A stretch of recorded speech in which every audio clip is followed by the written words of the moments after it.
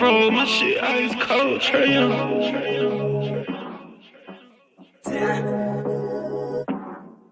And you know I wear my heart on my sleeve. You hitting all the reads. Pack your shit like you finna leave. I go and hide your keys. Put you in position to win. Bless you without a sneeze. Bust you down in all the VV. Yeah, we was getting cheap. Overplay my part, I can't breathe. I feel the pain in my lungs. I thought we really was one. My heart cold like Trae Young. Overplay my part, I can't breathe. I feel the pain in my lungs. I thought we really was one. My heart cold like Trae Young. Shit ice cold, Trae Young.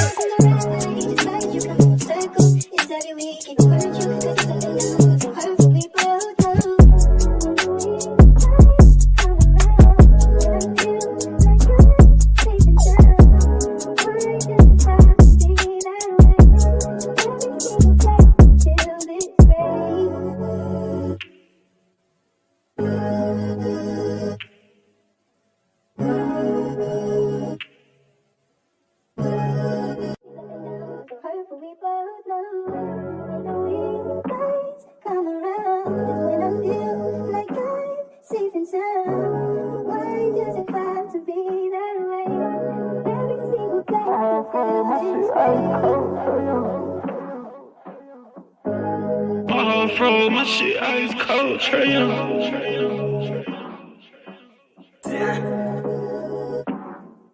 And you know I wear my heart on my sleeve. You hitting all the reads. Pack your shit like you finna leave. I go and hide your keys. Put you in position to win. Bless you without a sneeze. Bust you down in all the VV. Yeah, we was getting cheap. Overplay my part, I can't breathe. I feel the pain in my lungs. I thought we really was one. My heart cold like Trae Young. Overplay my part, I can't breathe. I feel the pain in my lungs. I thought we really was one. My heart cold like Trae Young. Shit ice cold, Trae Young.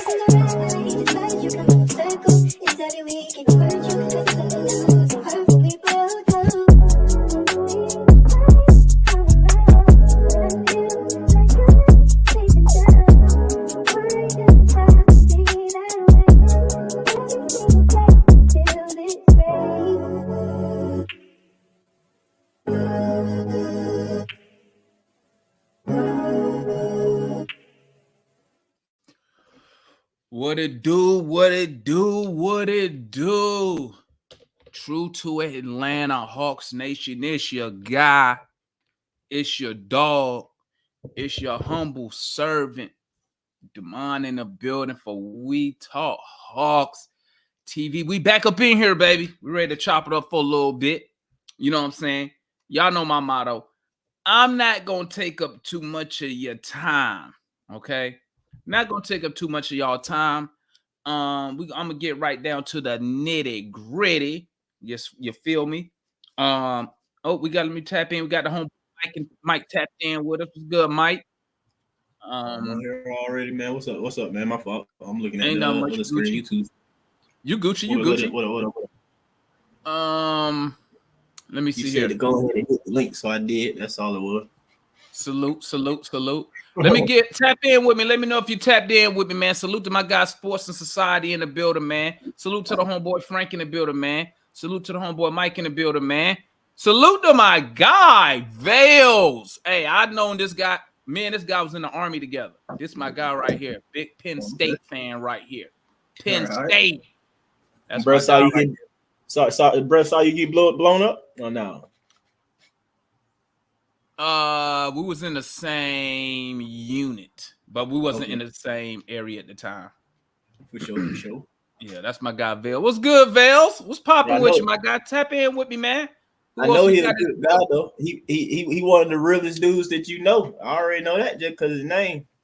You know us. I already know he one of the realest, you know. But hey. Salute to the homeboy Dave in the building, man. Hey, that's the saying up to the draft right there. Do not mess it up.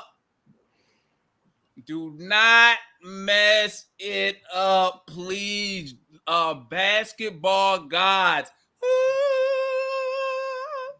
Whatever you do, the religious stuff, please don't mess this up, please.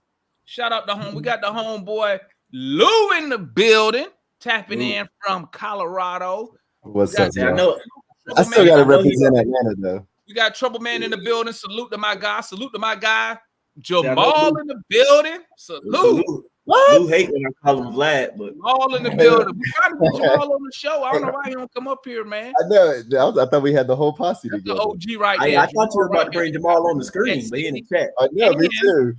And Jamal Price right here. He is the designer of the logo that you see, the logo that we have.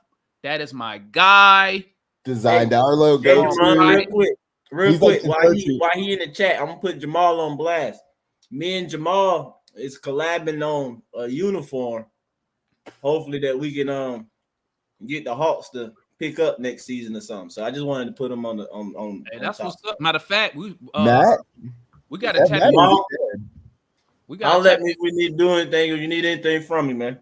Matter of fact, we were just talking about you too, Mike. Me and Jamal was. We got to tap in with you about I think we got a low key good city edition version that we should pitch to the organization, man. That I think y'all would like, but you know, salute to the homeboy Apple Pie in the building. Salute to the homeboy Mike in the building. I was wondering why it sounded so bad. Salute to the homeboy Dave said drafting a wing with the first pick is asinine. Yo, I'm convinced Sarr is the pick right now. I've been telling y'all that. I don't know why y'all over here looking at this dude who can't dribble. Hey, I just like to play devil's advocate. That's all. Not only that, but I just like to. I'm a curious guy, so you know, it's like I had a hard time settling down with girls. I just like to see what else was out there. I like to tinker. The man Lou said, I like to dabble. I like to see what the options are. All right, we got Matt in the building, aka Tony Wrestler's right hand man in the building. Whoa. What that shirt say? About that? What shirt say? I was start calling Matt Pro Tony. Pro Tony. No, like what I will say is What's in squad? Hey, let me grab my beverage. Hold on, I'll be right back. I will say that that's a proper drink, ain't it? I will say that I mean, Demal, look, I like Sarr, I do, but oh, Lord, I'm not for restarting the center position just because, right? Like I will still keep a Conwu and I will look how camp goes and see who the better player is and then start that player. I'm not for just dumping both. I mean, Capella can go, but I'm not for dumping a Conwu just because we got Sarr. Okay, you're not for dumping players that you like. No, I mean it's like it's not smart to dump. The last time we did this, no, now I like DeAndre. Hold on. I like DeAndre DeMond. You had no problem salary dumping Collins. You have no problem salary dumping Murray. You have no problem salary dumping Capella, but you don't want to do nothing with. You don't want to salary dump Double O because you like him. That's what it is. What? No. Demond, what rookie was replacing John Collins? What rookie was replacing DeJounte Murray? What rookie is replacing the other guy that you mentioned? They're not rookies. That's replacing them. So that's why I'm happy to get rid of them because they're not rookies. Ain't none of them number one picks. Right? Like the last time we did this, was when we dumped Torian Prince. No, I'm saying when we dumped a starter or a starting level player for a rookie was when we dumped Torian Prince for DeAndre Hunter. I like DeAndre Hunter a lot, but I'm just saying it didn't necessarily benefit us that season. Torian had to go. So, man, listen. No, but Torian had to go. Y'all ain't see Torian on the court. He was like one of the last people to get out the way for Trae. Bro had to go. I agree. But I could have got the same production from Torian that I got from Hunter for less than $22 million. That's all I'm gonna say. Salute to the homeboy Mike in the building. Salute to the homeboy Rand in the building. Demond, did you watch Vinny? Yeah, I saw them. Real Madrid Champion League they the champion. They won Champions League, man. And you know what's so crazy, Rand? And they getting Mbappe. Yo, oh my God! But that's y'all talking about soccer. Y'all talking about soccer. Different topic, Rand. We're gonna talk about that later.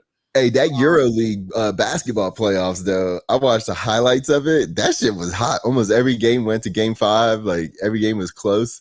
That shit was fun. Well, that's because it's not rigged by Vegas like it is. I know it's dude. But there's this guy named Mike James out there. He's like the MVP out there, and he had been struggling in the playoffs. And this year he was clutch, but they had a guard on there, and it was like game time for their whole shit. And he wouldn't pass him the ball, and he just shot this crazy three. And Mike James is like, "Yo, come on, man, my legacy's on the line."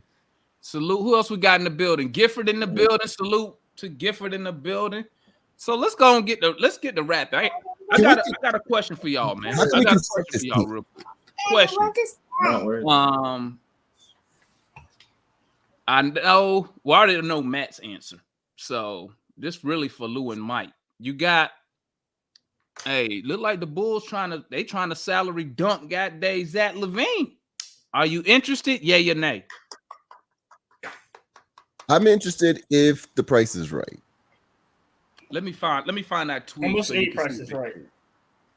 Almost any price. Put it in the chat. Are they gonna Are they gonna give us Lonzo Ball too? Why you want? What we gonna do with Lonzo Ball? No, I'm just saying. Is this the type of moves that we do? Man, Lonzo just dissed the Hawks. Forget him. He stay wherever he at. He just was talking trash about us. Hey, he stay wherever he at. You started a whole career talking trash about him. What are you talking about? Yes. Why would you want a guy who just trashed your whole organization? I'm just saying, you just been trashing the whole organization for a year. Like, you built like a following of people by hating on the moves the Hawks make. What are you talking about? Who, me? Hating on fans. I'm a fan, bro. I'm not a player. I don't play for the Hawks. I'm a fan. That's what fans do. And we ain't winning. I know. Shit's been rough. But I think look at that. Zach LaVine next to Trae about to give up 150 a game. I think it's about to score 170. Ryan. Here's my thing. Zach LaVine is not my target. My target is Nick Claxton, Sarr, BI maybe. Did you see what Nick Claxton look? Hey, you got 80 to 100 million to get him? You got 80 to 100 million to get him. He averages basically what a Kawu averages. What I want with him. During the offseason, I spent the shit out of Tony Wrestler's money. It's what I do. Joe, Lou, there's a difference between time bombs. What's that, Matt? He don't know what he's talking about. No, go ahead. What were you saying? Numbers and Claxton numbers are very similar. So why would what do you mean? Okay, Claxton? But how do you look at this team last year and say Zach LaVine's what we need? Like, that's my thing. It's like, if he's not a priority and he just falls on us, that's fine. But my priority is getting tall people that know how to play basketball around Trae Young. That's what we got to do. I think people, they look at last year and they try to overcorrect because we were bad defensively last year, or some people think we're small this year. We gotta overcompensate, and now a bunch of big guys just because they're big, not necessarily because they're talented and skilled. So here's the scary part about 21. We all saw that roster and said, okay, Clint's decent, but if we had, and that's all we said that year, if we consolidated some of these players for a real player around Trae Young that's a post player, that's what we wanted to do. And we didn't do that. We traded Gallo for DJ, which at first was okay, but now it's looking terrible. What we should have done is gotten another 6'10" guy that can shoot for Gallo. That's what we should have did. We didn't replace that. We haven't replaced that player for Trae Young yet. We had and we don't have even the front court to even complement Trae Young at this point. Like it's ridiculous to put this all on Trae, but this is a summer that we could really go out and target players. I hear Nick Claxton's being swooped up by the Nets. We need to go out and find players around Trae. That's what we should do. I don't think Zach LaVine is that type of guy. I don't think he's never been a winner. He's never been a vet that's talked a lot. He's not even a good speaker. Like, we need someone that's smooth, that's old. Are we running a community? Are we running a community center? He got to be a good speaker. We're not building homes. Listen, doubt chemistry if you want to, but Zach LaVine Zach LaVine is not the type of guy that's going to come in here and raw people up, and that's not Trae's strong suit either. So, like, bringing another guy in here that was that's not supposed to be Murray's strong suit, Lou. It hasn't resulted in anything. Okay. That was supposed to be I Murray's like strong suit. He's supposed to galvanize the 82 truth. game dunk contest, I'll take Zach. But other than that, no. So wait a minute. When he put up 24 points a game on 50, 40, 90, like, come on now. I like DJ, but he doesn't have the intensity. He doesn't have the intensity that I speak of. So, like, getting Zach LaVine, we would be elite at something. We would have an elite backcourt. That's bar none. Top we 2, already 3 have in an the elite league. backcourt. Ain't Trae elite? No, we did. No. We got an elite player, and then we got another barely above average player. But okay. That's not elite at anything. You're trying to optimize. Does he optimize your roster? I think he does. I think he gives Trae Young a legit. Holy shit! I think he gives Trae Young a legit 23, 24 point a game scorer, something he's never played next to.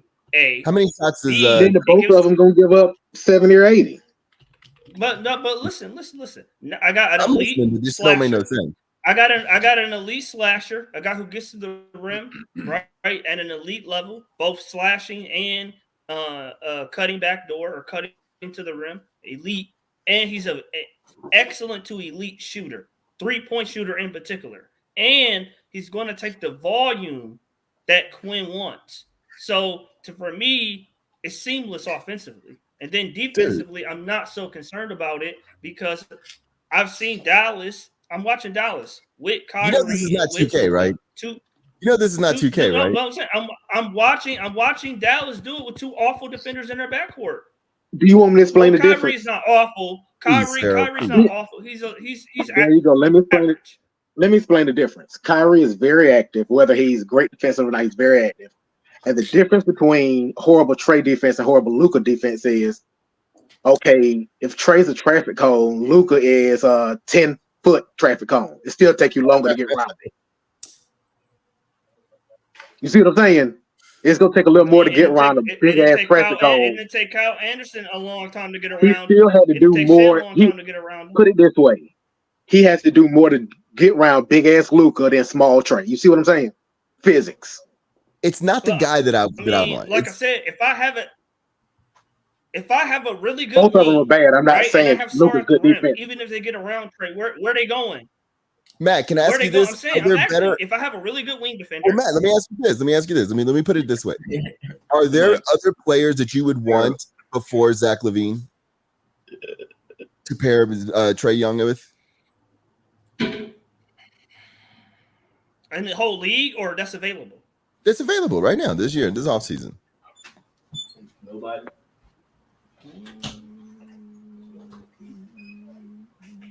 Possibly Donovan Mitchell. Possibly Donovan Mitchell. Okay, I'm glad I'm not the only one. That's really it.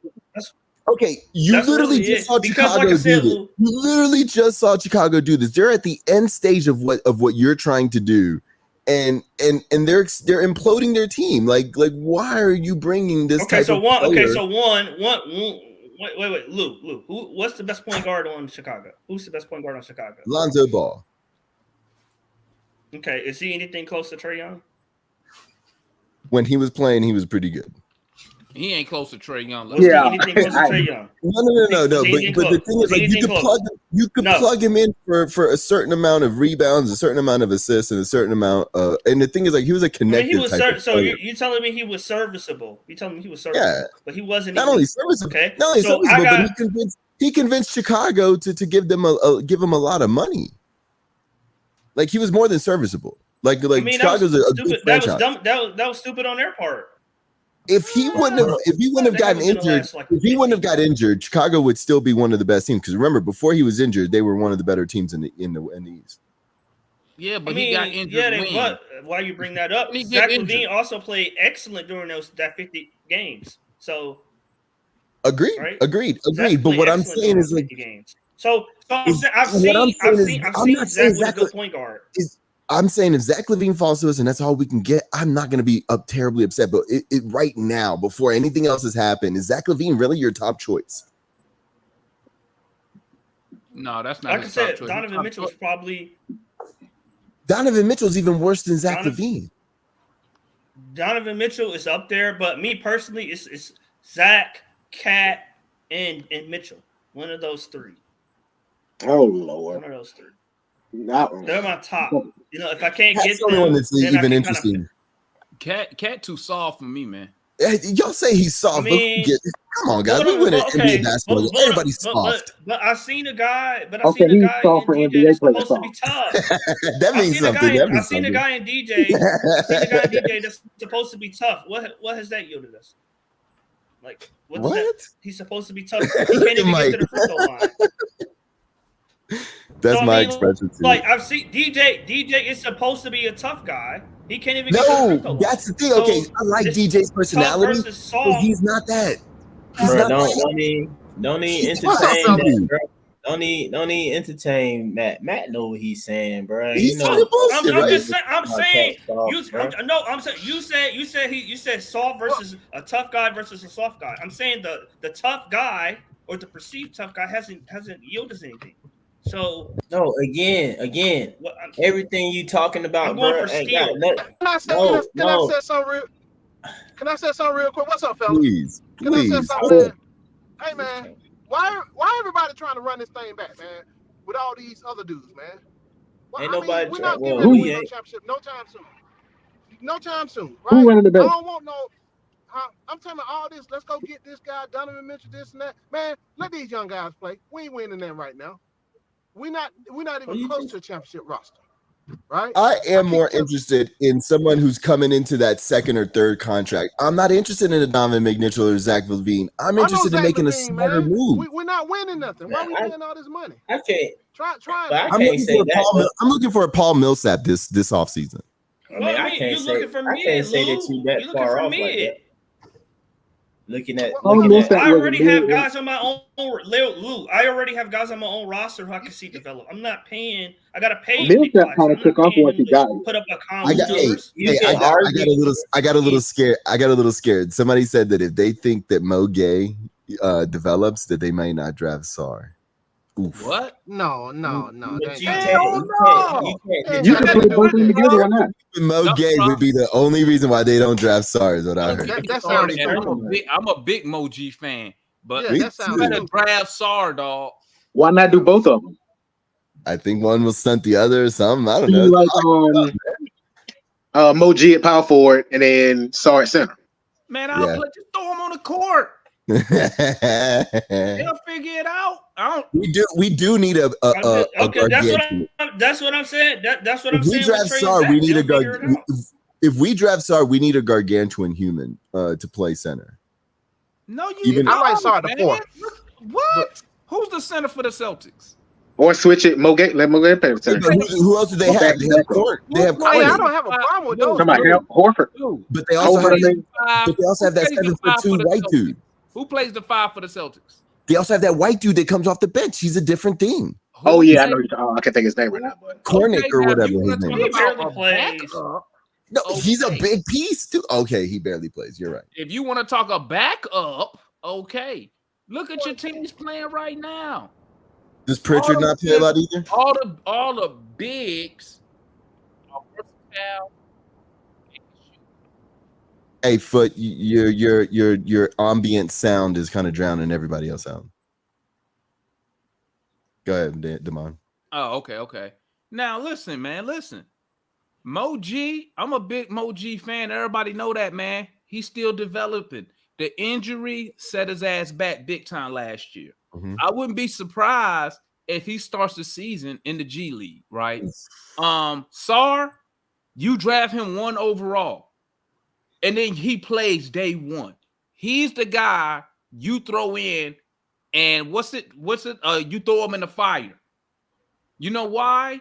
Because look who you're gonna have on the court around him. Okay. I want Sarr on the court as much as possible, but he ain't playing more than 25 minutes. Shout out the homeboy. The homeboy. He ain't playing more than 25 minutes. And in his first 2 years, he needs someone that comes in that's just a big dude. Just in case that the skinniness of Sarr is not effective, the bigger can at least make Sarr more effective when he comes back on there because he's had to deal with this big ass dude. That's all I'm saying. Man, I listen. like a Kongwu. I like a Kongwu. I like a Kongwu. I like a Kongwu, man. But a Kongwu. Did you say I like a Kongwu or like a not Kongwu? stopping me from getting started. No. He said like a Kongwu. That's what I'm asking. Yeah. Let me clarify. I'm not saying stop. I'm saying you keep him with Sarr. And me personally, I would bring Sarr along slowly because there's things I want him to. You don't got time. No, you start Sarr. No. You bring him along as much as he can take. You bring him along as much as he can take. That's how much. What is all this? Bring him along slowly. You got a legit 2-year window right now before Trae Young say, "I want to go somewhere else." So why are you starting? Okay, why are you starting Sarr then? If you know he has because he instantly makes I'm not talking about better. Politics. What's the last number 1 pick that didn't start? I got that. I agree. I agree with that. He makes the defense better. Listen, did y'all watch the video? We're not talking about politics. Matt, hey y'all, did y'all watch? Pay too much as a number 1 pick to get put on the bench. Hey, did y'all watch the interview with Sarr and old buddy when they went over his film and they talk about how his length and size makes him? I saw that in that rejuvenate. That's what I saw to rejuvenate me. Especially guarding the pick and roll, he instantly improves our defense. I don't care about the scoring. We just score the ball. I agree. Demond, I agree with the defensive part. I said that. But because there's another side to the basketball. Well, guess what, man? I'm finna use one of your lines. Man, you ready? Sarr can play situational and timely offense. That's the thing. He's very timely with his jumps. Hell no. You can't do that. If you could situationally do the ball like that. He can play you can situationally play defense. You can't play situational offense. No. He does 3 things. Yes, he can. He does 3 things that are abnormal. He gets a rebound and can just take off. If somebody else gets a rebound, he takes off. He can catch the ball at half court and dunk it on someone. That's good. He can cover up a guard for a little while. I mean, not forever, but he can cover up a guard. What? He can take 2 steps from the wing and be at the back. Okay, I thought you said you had 3 things. Bro, no, I do. I have one more. You can guard, so go ahead. Did y'all see Sarr when he hit that Euro step? Did y'all see that? That's all right. His ability to do all this without fouling is amazing because his hands go straight up and they stay there, and he can teach Okongwu a thing or two. He already a better offensive player than Okongwu. We agree. We all agree on the defense. We all agree on the defense. That's not the problem. So you didn't see what is the problem? What are you talking about? You just don't want to play him? Like, what are you talking about? Matt, you didn't see Sarr in the open court when he hit Buddy with the problem is the offense. What are we talking about? You didn't see that, Matt? He's better offensive than double O. What are you talking about? I'm talking about his offense. He can score the ball. No. Matt, let me ask you this, Matt. What is your concern about his offensive game? What is it? How many times did Bay grab the rebound and just hold it?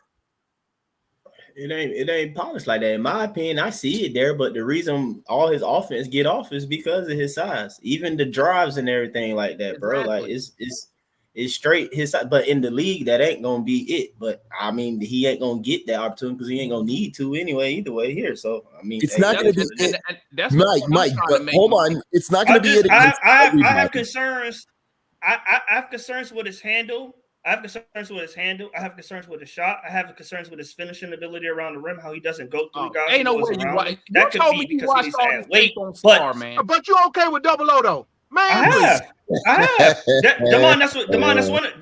Demond, have you read his scouting report? That's one of the biggest concerns they have. He doesn't play. He plays finesse. Man, we watch the game. We don't read. We watch the game. We watch him. That's the difference. Forget the scouting report. I've seen that as a concern. He goes around and he finger rolls it. He finger rolls finishes over. I'm not talking about wide open in the lane. I'm talking about when he has to go up through another guy that's somewhat similar question, height. He doesn't go through. Is he better offensively than double O? Yes or no? Is he better offensively than double O? No, he's not. No. Hey, we need to get a T-shirt that just says Matt Island. He's constantly on the island with these ideas by himself. They don't I mean, call you him. They don't can't- call. he- They don't call he's him Matt not- Bayless for nothing now. I mean, I'll say at best they the same. I'm not finna sit here and act like he's just doing something better than Double O right now, though. I mean, He better than Double that'll O. help you some, Matt. But I'm not gonna act like he's. I mean, why you say that? What can he do better than Here's the Double thing, O? though, What Matt. is Here's the what is he thing. better than Shoot, that? defend, Shoot, defend number one. put the ball Well, on the floor. And, bro, No, Y'all we're talking about offense. offense, What is he better? though. No, Y'all we're talking yeah, about offense. offensively, Here's the other thing. Offense. He What is he said better something than about his offensively? height. Finish.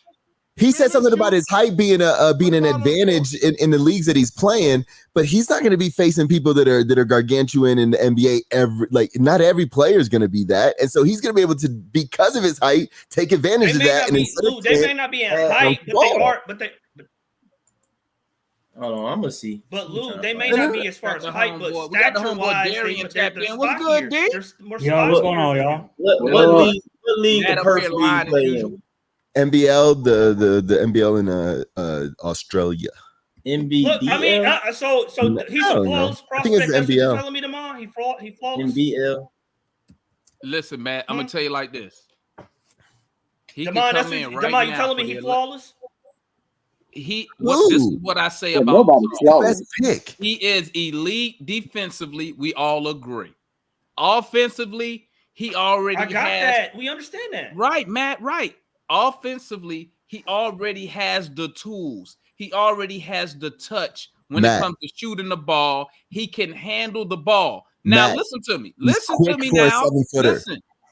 Now, when I speak about his offense, I'm speaking as what he's coming into the league with. He's coming into the league, right, with already a good shooting form, good touch when he shoots the ball. He can handle the ball amazingly for a 7-1 guy. He's quick. Okay? Who Fluid hips. doesn't play guard, who doesn't initiate offenses. And that's what he even said in his interview when they asked him. They said, hey, what part of your game will people be surprised by? You know what he said? My playmaking ability and ball handling. And what he's talking about is that play that everybody's hyped up about lively is when he catches it on the wing. I could say Is when he catches it on the wing, he hits the fucking corner. I don't know what Lou talking about, man. I can say I'm the talking same about thing passing the about ball. I can say I know I'm I messing can with say you, the Lou. same thing for a No, combo. no, I can explain it. If you go back and watch a combo, What did a combo last year, I could say the same thing. When he made quick decisions out of the short roll, when a combo made quick decisions out the short roll, I hate he was able to overseas crap, the DHO bro. and Why take don't the just DHO put- and pass Why it. they just I don't can put say the same inches thing and about a feet combo. Matt, what are you even arguing for? What are you even arguing for? Like, what's your point? How long a combo been? Yeah, bro. Like they got the whole league heights in freaking centimeters or some crap, bro. I gotta go convert feet players. Everybody's heights and crap. Like, why I can't switching just over be inches, bro? what? I mean, To metric, man. I'm not. Man, that's I'm not stupid. saying. I'm not saying. Sarr, I'm not saying what Sarr is going to be in a year or 2 years or 3 years. I'm saying come this fall, this Halloween, there are concerns I have about him this Halloween, and I don't. I think if you're trying to win, it's okay with saying I'm gonna bring him along slowly.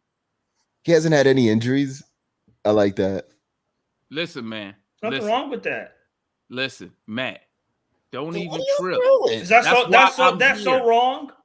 Draft Sarr. Like, what are you talking about, Matt? Are you telling us not to draft Sarr? Like, what is the point? Are you just saying he's not that good? I'm not. He won't give Double to play more time. He know he's gonna take his time. That's what it is. I'm trying to see something. What's good, Aaron? I want them to draft Sarr. We're all I'll give you a minute. I'm trying to see talking something. about. Hold on, go ahead, Darian. What are we talking about? I'm talking about Darian. That's what I'm trying to figure out. talking about. Well, Darian. the question was, we was talking about Zach about Levine, Matt. but then Lou just took the conversation somewhere else. I don't know what. Oh, that was Matt. That was definitely Matt. Matt was hyping up his boys. Man, y'all know Lou in Colorado, okay? So No, it was not me. It was not, everybody know I would take Zach Levine. I just don't think he's the best option. I think there's other people out there. Darian, you talk about whatever the hell you want. Let me show y'all something real quick, man. And let me show y'all something. Let me get y'all thoughts on this tweet. Shout out to the homeboy Cars on Twitter, man. Cars funny as shit to me on Twitter, man. But let me show y'all this. Give me y'all y'all thoughts on this right here from the homeboy Cars. Now, this is not Cars. Cars just repost articles. All right. So right here, the Hawks may be open to draft night trade. The Hawks are reportedly open to draft night trade of either Trae Young or Murray in exchange for a high pick and additional assets. Teams interested in guards could be the Spurs, who hold 4 and 8, Rockets, who hold 3, and the Wizards with the 2nd overall pick. Darian, give me your thoughts on that when you read that. Talk to me. I mean, they can get the picks and everything like that. I still be more concerned with the players, because if you trade Trae or DeJounte, you got to have players coming back to match salaries. All right. Or you can also open up a spot for some. What about this? Do y'all think they're trying to target? They trying to go back in and go get the Worcestershire sauce kid? No, I think if they went back in, they would really look for Khalil Ware or Kingman. He's stupid. I think they're going for center, double up on center. That's what I think. It can't be him. He going 2 or 3 unless they get it from Houston. Hey, let me shut up before we draft the dude number 1 overall. I'm gonna be mad at the mug, man. Hey, Damon, let me remind you. The Hawks moved back into the draft last year to pick up Mo Gay. So the Hawks are smart, and I think we moved back into the 2nd round, but we moved to the 40s. If they target someone and he's available higher than what they think he is, they will make that move. I believe in that. Would you be behind a move like this? I don't think we're gonna use Murray, since that's the word. Murray, I'm just making this trade up, so don't take it verbatim. Say they give, let's say they talk to, what's their name, the Rockets, because I heard the Rockets want to move Sagoon to power forward or something like that. What if the Hawks put a package together of like Murray, Hunter, and Double O? I'm just making something up. That's a lot. And go to 3. Right?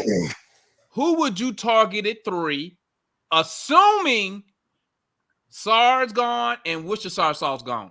Who are you getting back though, Damon? Because you still, like I said, you still gotta have players. Man, we ain't getting. Man, this ain't realistic, Darian. Come on, man. Because I ain't trying to add up all the money and all that, and then the money working. Just saying. I think it's more realistic to trade DJ to Orlando, get the 18th pick, get Anthony Black, get Jonathan Isaac. Hey, fellas, I'll be back. I'm finna eat. I'll all right, Foot. Matt, who would you target at 3?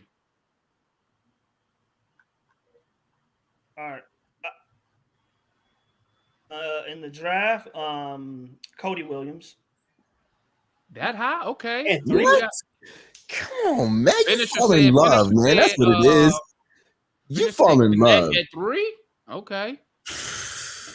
Okay. He's good. He's gonna be good. He's gonna be really good. I'm telling you. I'd go wing 2, Matt, but I'd go Ron Holland. I go Ron Holland over whoever he said. So I got Ron Holland. I got how you say his name? Did I say his name right? Connect. How you say his name? Connect. I think. Net. How you say his name? No. You say the K and then neck. Okay. K net. Yeah. Okay. And I think it's Cars, not okay. Cars. Mike said he looking at the Buzeli guy. No. I wouldn't mind him either. I got to get my European game. Hell, I wouldn't mind him either, but he's got to. If he gets a jumper, he's going to be the next thing. That dude does everything else elite. Buzelius? Yeah, that dude's the real fucking deal. If he gets a jumper, it's over for the league. Hey, chat, who y'all targeting at 3? Chat, I got Buzelis. I got Ron Holland as the next Anthony Edwards. I've heard that before. Ron Hollis is nice, but he ain't got the jumper. He can't score. He's 6'8". How about we compare him to somebody that's his size? Like he's 6'8". Yeah, he better hope to be more like what's that kid in Portland? He's 6'8". What? Yeah, Scoot Henderson. Like I say, I don't necessarily believe trash in Holland, whatever his name, Hollins or whatever. I mean, from the few times I saw him, a little straight, but I don't know. I don't know.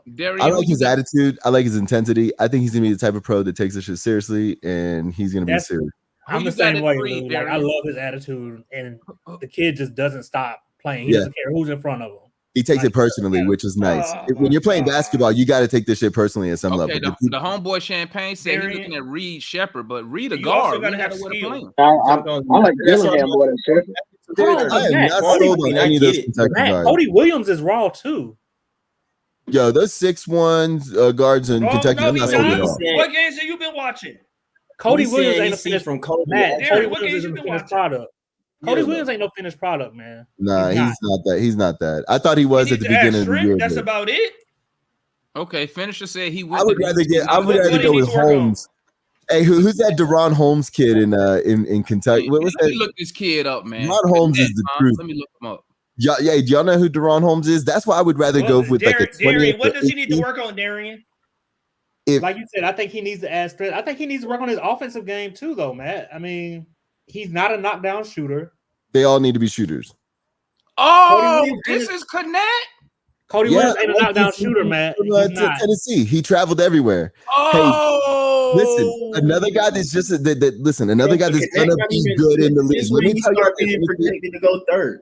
Mike, let me tell you this: a guy that's gonna be good in the league, Deron Holmes. This kid is like 6'10", can shoot. He's just smooth. Y'all remember Deron? He's like 6'10". Y'all know this kid, Deron Holmes? I don't know. He sounds like that kid's the truth. Let's look at the chat. Let's look at the comments. Anybody know who Deron Holmes is? Bro, I just saw something on the. He's way better than Cody Williams. I'd rather go with him than Cody Williams. The main thing holding Connect back is his age. No. How old is Connect? He's like 22. No, he's like I think he's like 23, right? Damn, what's wrong with being 23? I mean, that's too old. Because he'd probably be 24. Oh, yeah, the man they get married 23, 24 now.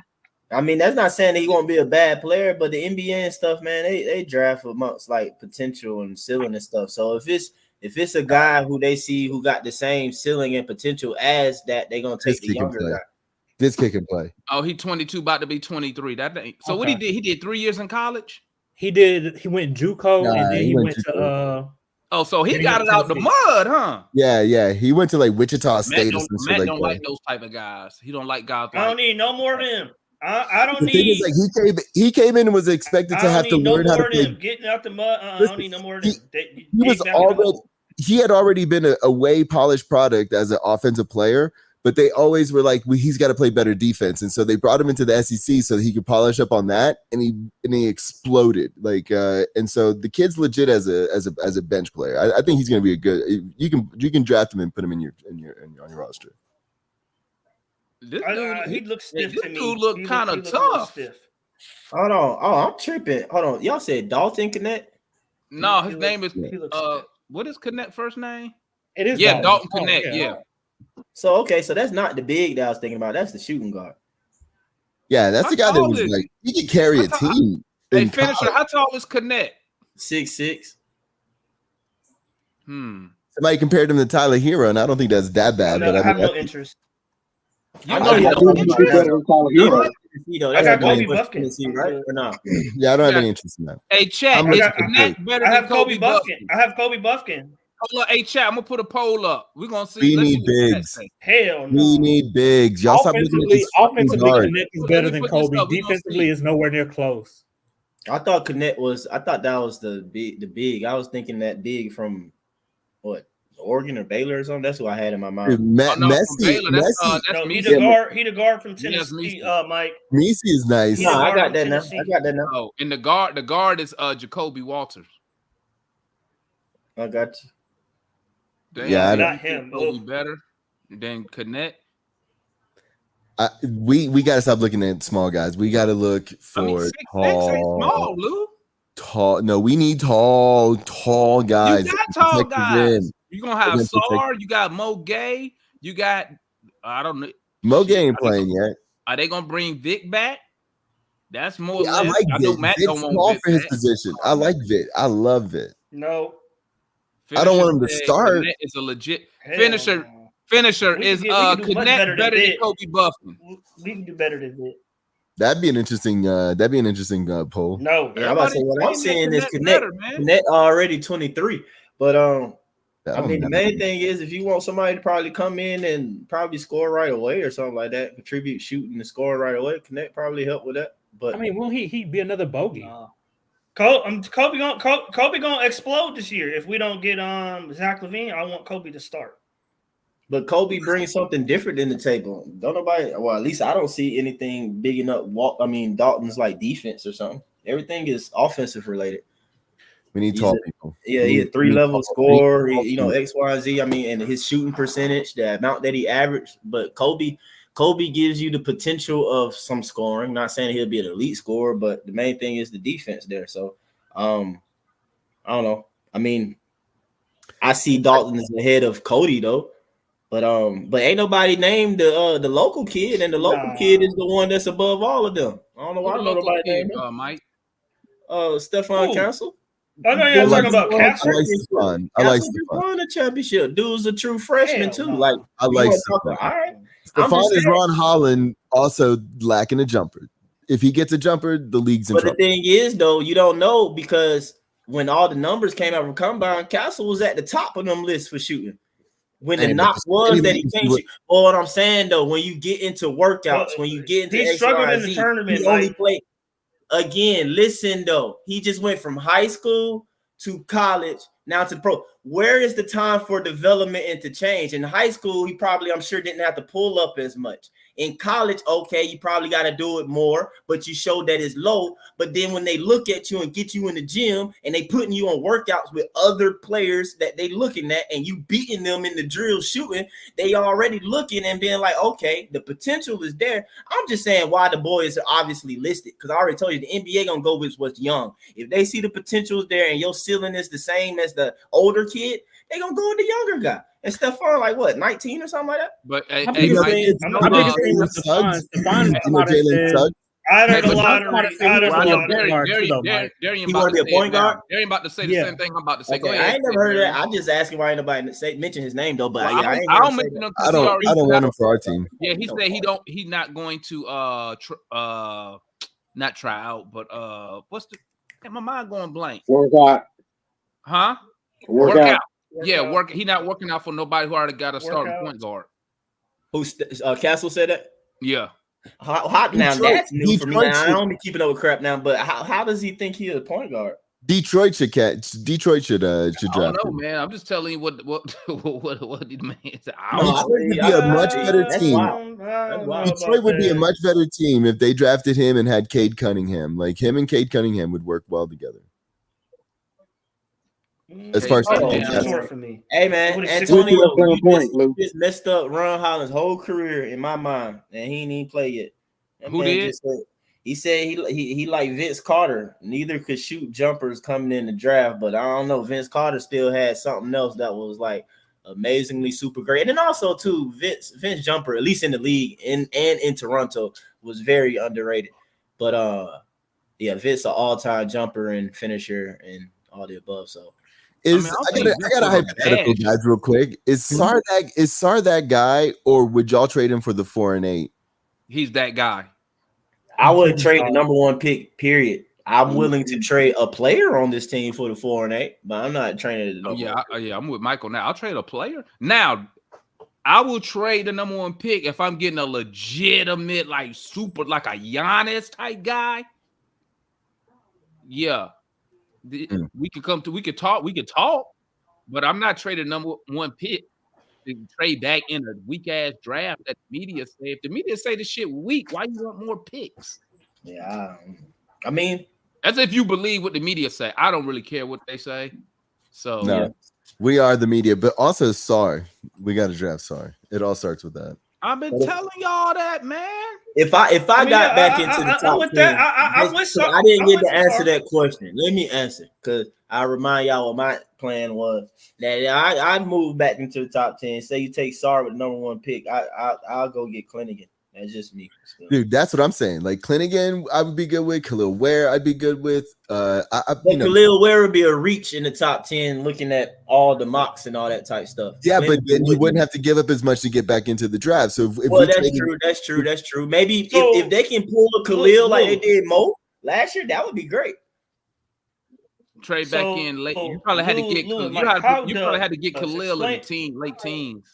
Yeah, well, it won't be as late as Mo, huh? You know who's got that is Orlando. Explain to me how two Orlando would be interesting for me because Orlando could give us the 18th. Orlando could give us the 18th pick, Jonathan Isaac, and an Anthony Black for DJ, and I would be okay with that too. I'm not sending DJ in our division, bro. No, me neither. I ain't doing that shit. Fuck I ain't that. scared.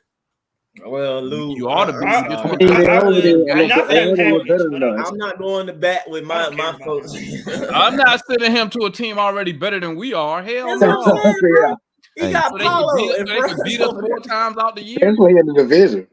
I ain't scared. Say all they needed was a I'll send him to Miami. I'll send him to Miami.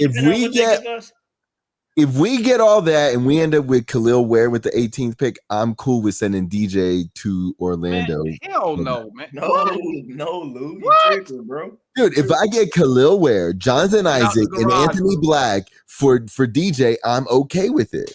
But Orlando only needed a point guard. So him and Paolo. Get out the garage. The garage everywhere. Demond, I wanted to ask you, Demond.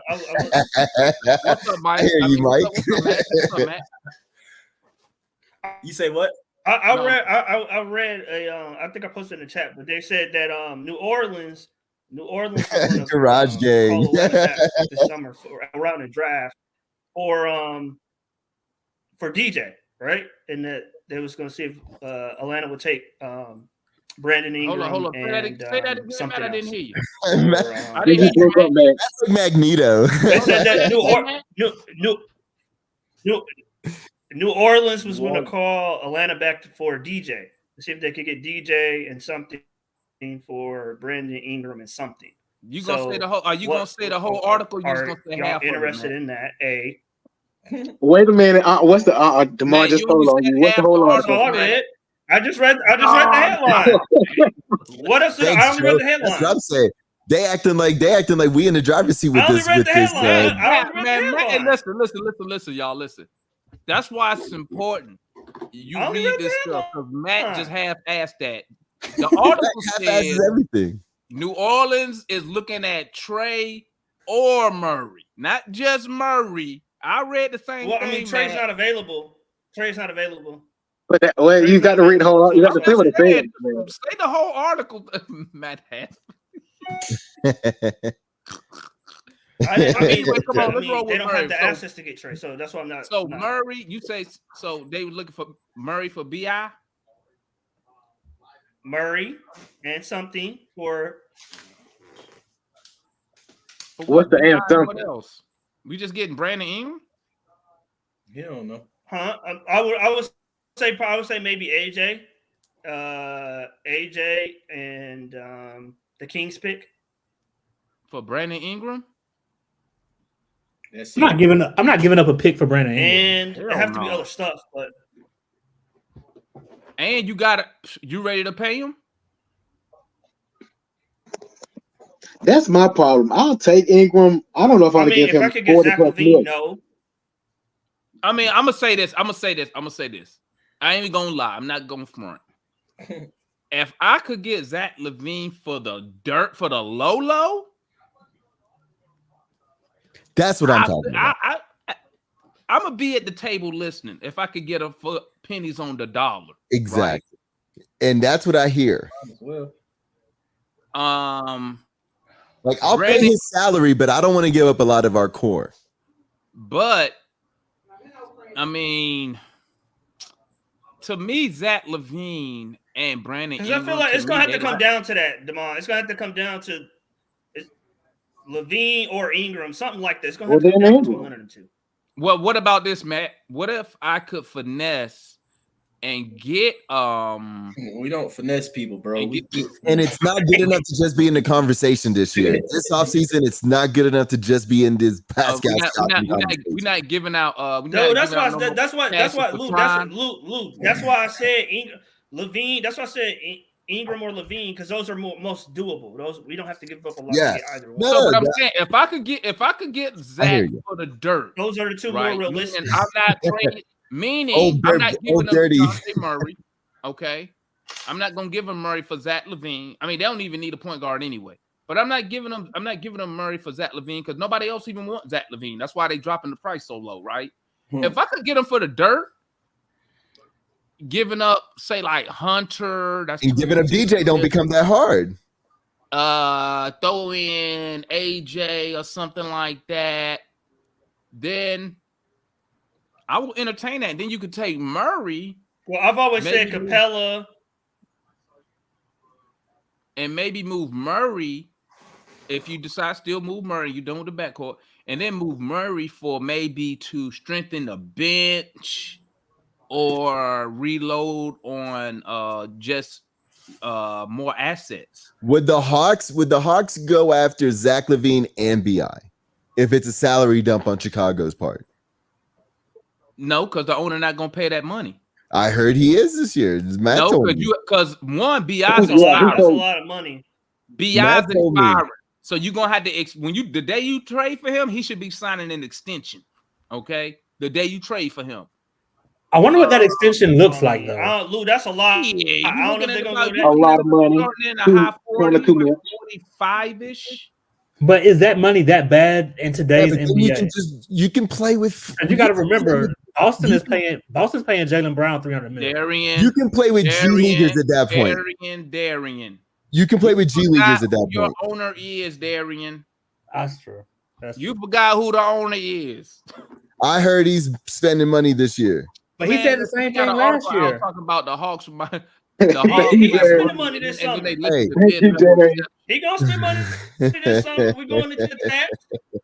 Hey, they said the Hawks looking to make a splash. They have $12 million mid level. Pay money this summer. Do that bullshit. Girl, we ain't splashing nowhere, man. We splashing in the pool. I know, right? I don't want our splash. We got them Lake Lanier we can get Royce O'Neal. Come on, we can get Royce O'Neal for that money. Who that money, Matt? Y'all don't want Royce O'Neal? I mean, I could take Royce O'Neal. Or KCP. Now is KCP open since they didn't win shit? Najee Marshall. What type of money Najee looking like? He fit in that mid level. Najee need the lowest, bro. What's the vet minimum? 10, 12. 10, 12. That's how much it is now. That's for a year. He's not even a vet yet, Mike. Okay. Najee not $12 million.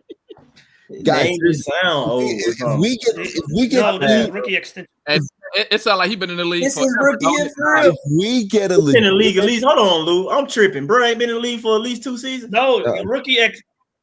If we get a legitimate post player and draft Sarr, okay, he's been around at least 3 years, right? I ain't tripping, bro. I've been seeing. If we get a legitimate skilled player and draft Sarr, we can start to do what other teams do. We can do what other teams do, which is fill the roster with guys that are good enough to just be on the roster and play good minutes. It's all we need. We already got those, don't we?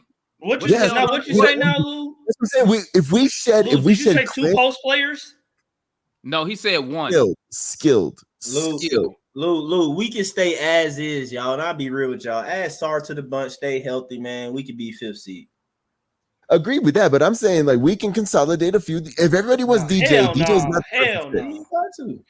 DJ's not the perfect fit. I think we would play better. You can wait to a better offseason. Isn't this a bad draft and a bad offseason? Well, the best would be if DJ was able to play as the 6th man. That would be the best for the squad. I'm not paying that ain't gonna happen. That much money for a 6th man. If you just get the number 1 pick without fucking the 3%, I mean, come on, why not? And we've been talking about politics since that's not happening. One, he not gonna be a 6th man. That's one. So I don't even know why y'all keep saying that. I'm just saying that's his best role on the Hawks. How's that his best role? On the Hawks. Lou, I think DJ will swing on you for even mentioning him being the 6th man. I would too. Bro ain't mentally thinking that right now in his career. Dude. Hey, listen, if Manu Ginobili one of the problems he's in an identity crisis. Well, he's a starter, bro. He's a franchise starting point guard right now. I'm not saying he's a franchise player. You're telling me that on our team, that if DJ played on the bench and he comes in for Trae and all that stuff, you're telling me that our team doesn't play better? Like our team's not better? Ideally, we hear you, bro, but that's not happening. DJ's not going to the bench. I hear you on that. I hear you on the obstacles, but I'm just saying it would be Well, anybody would be better if they had a starter coming off the bench. Because we have him for that contract. If we got How Zach do- Levine, we had Jamal. We had you would trade DJ for what now? Jamal Crawford was a we had different Jamal point in his Crawford career. coming off the bench, and he was probably the best basketball player ever. Ludo, remember, take yourself back before Jamal Crawford got to the Hawks. Jamal Crawford was very close to basically being written off as a certain type of player and probably not get too many opportunities because he had opportunities as the point guard starting on teams in New York and Chicago. Golden State, he was starting it. They didn't do much. They didn't even make playoffs. If I be matter of fact, Jamal Crawford didn't make the playoffs until he became a sixth man in Atlanta. It was just a whole totally different. And then on top of that, Jamal Crawford don't rebound or pass. No, listen. Jamal Crawford don't rebound or pass like DJ does. You making my point? Strictly get buckets. He strictly get buckets, which is perfect for coming off the bench. That's why it was great for Jamal Crawford to become a sixth man because he can strictly get buckets. Come in and go get it. That's it. And you don't think Murray's mid range? You don't think Murray's mid range is that lethal? I've never seen a mid range that nice. That nice. Like, I'm gonna tell you like this. Remember, when Jamal Crawford came here, he was already a six man. Same thing for Lou. Where was he though before he came here though? Let's see, Chicago. I think Atlanta was his first six-man job, bro. Really? I can't remember. I can't really. remember. Yep, I'm telling y'all, bro. Y'all correct me if I'm wrong, but I believe that was the whole thing, bro. Because Jamal, you harken back to 21. If we harken back to 21, we had the lone right. Started in Chicago. He started Mike, let me hit you with this. In 21, when we had that season, we had DeLone Wright. We had him coming off the bench for Trae. If we now replace DeLone Wright with DJ, you're telling me we're not gonna play better? No, we'd be better, Lou, but it's not gonna happen. Exactly. Lou, I'm saying anybody would be better with a starting player coming off the bench. This is Colorado. Everything happens. Everything's all Get out the garage. Hey, man, the garage is everywhere in Colorado. Hey, we all good over here. I want to circle back. Demond, I want to circle back. You said if we got Zach Levine, you would trade DJ for what? BI. I said if you could get Zach Levine for what? If we got Zach for BI for the low, you could take Murray if the Hawks have given up on that backcourt and trade him for either bench depth. Please, God, trade him. Maybe you could try to get your picks back, some type of assets that'll give you more. That Orlando deal I heard is out there. Demond, can we talk about that real quick though? Do you think Demond, would you trade Demond, would you trade him? Go ahead, Darian, my bad. Hell yeah. Yo, do y'all think the Hawks have really given up on this backcourt, or are we gonna see him next year? No, they haven't. I can't honestly say yes or no. I don't know. They haven't. They don't believe the backcourt was the problem. Yes, they have. No, I've heard them say that the front court was more of the defensive issue than the. There you go.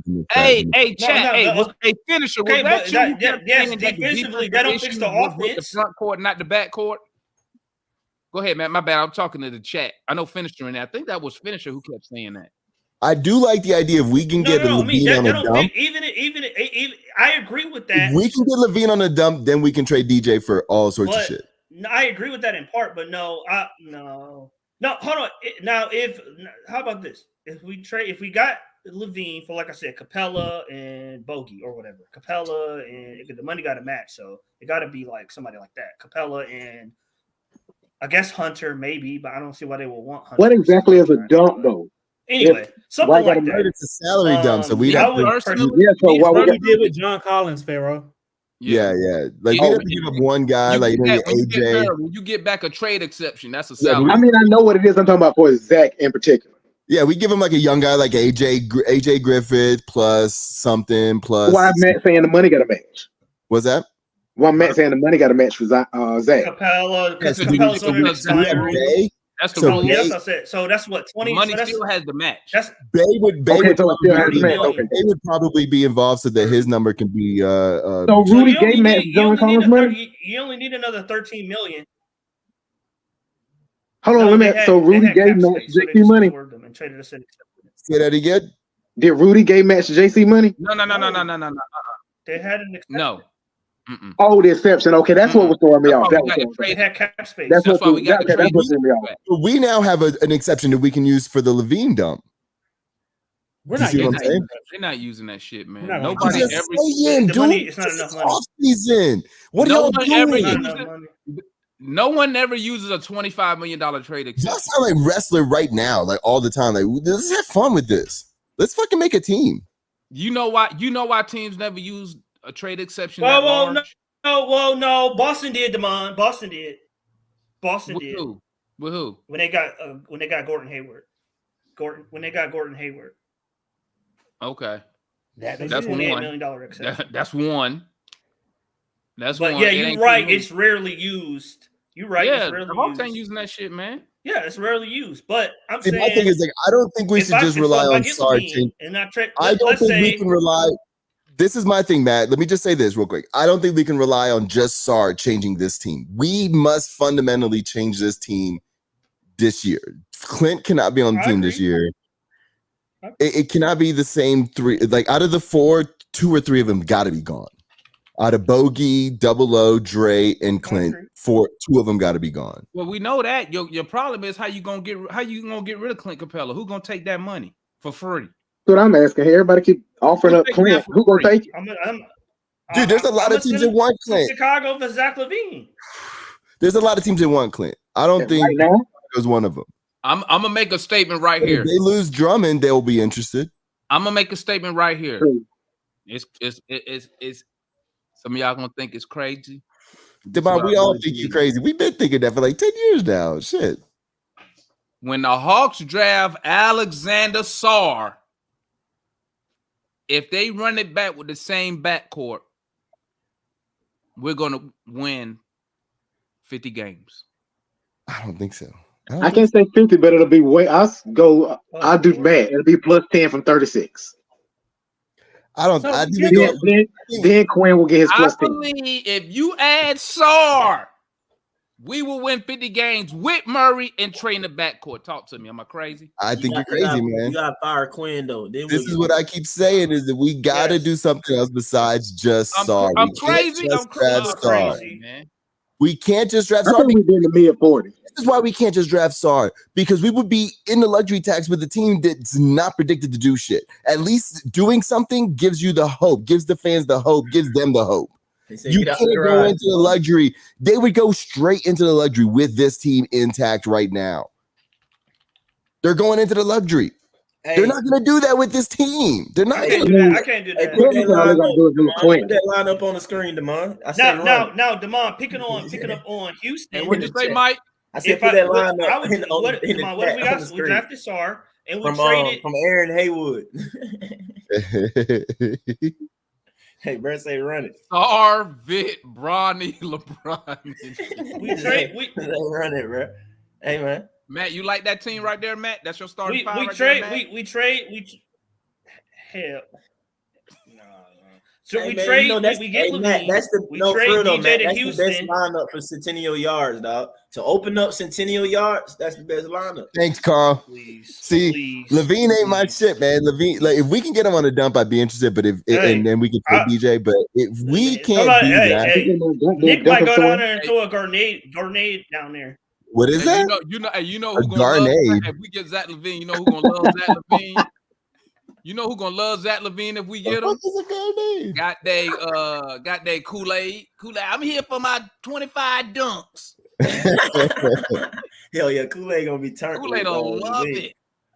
I think Sarr would be a great addition to our roster. Period. We agree. Everybody agree.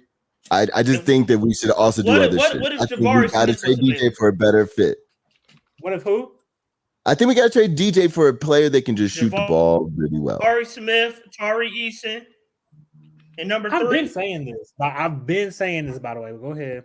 Hold on. Hey, let me say this real quick. Well, some of y'all know, but dang, Bob, I'm almost a genius. Hey, Damon, you remember the junk? You probably remember. Some other people in chat can remember. Lou, you remember? Because I used to say this crap on the original show. When we was all getting on with Eddie Johnson, and we'd be yelling at each other stuff. New pack. Hey, bro. Remember when everybody was high on John Collins? I was like, technically speaking, with Trae, all you need at the 4 is somebody who can be a top defender and just catch and shoot. That's it. And I was trying my best, and people were like, what you mean to get that type of player? I'm like, bro, I'm just saying, you don't need nobody to be over there trying to ISO and create crap when you got Trae. They main thing is they need to play defense.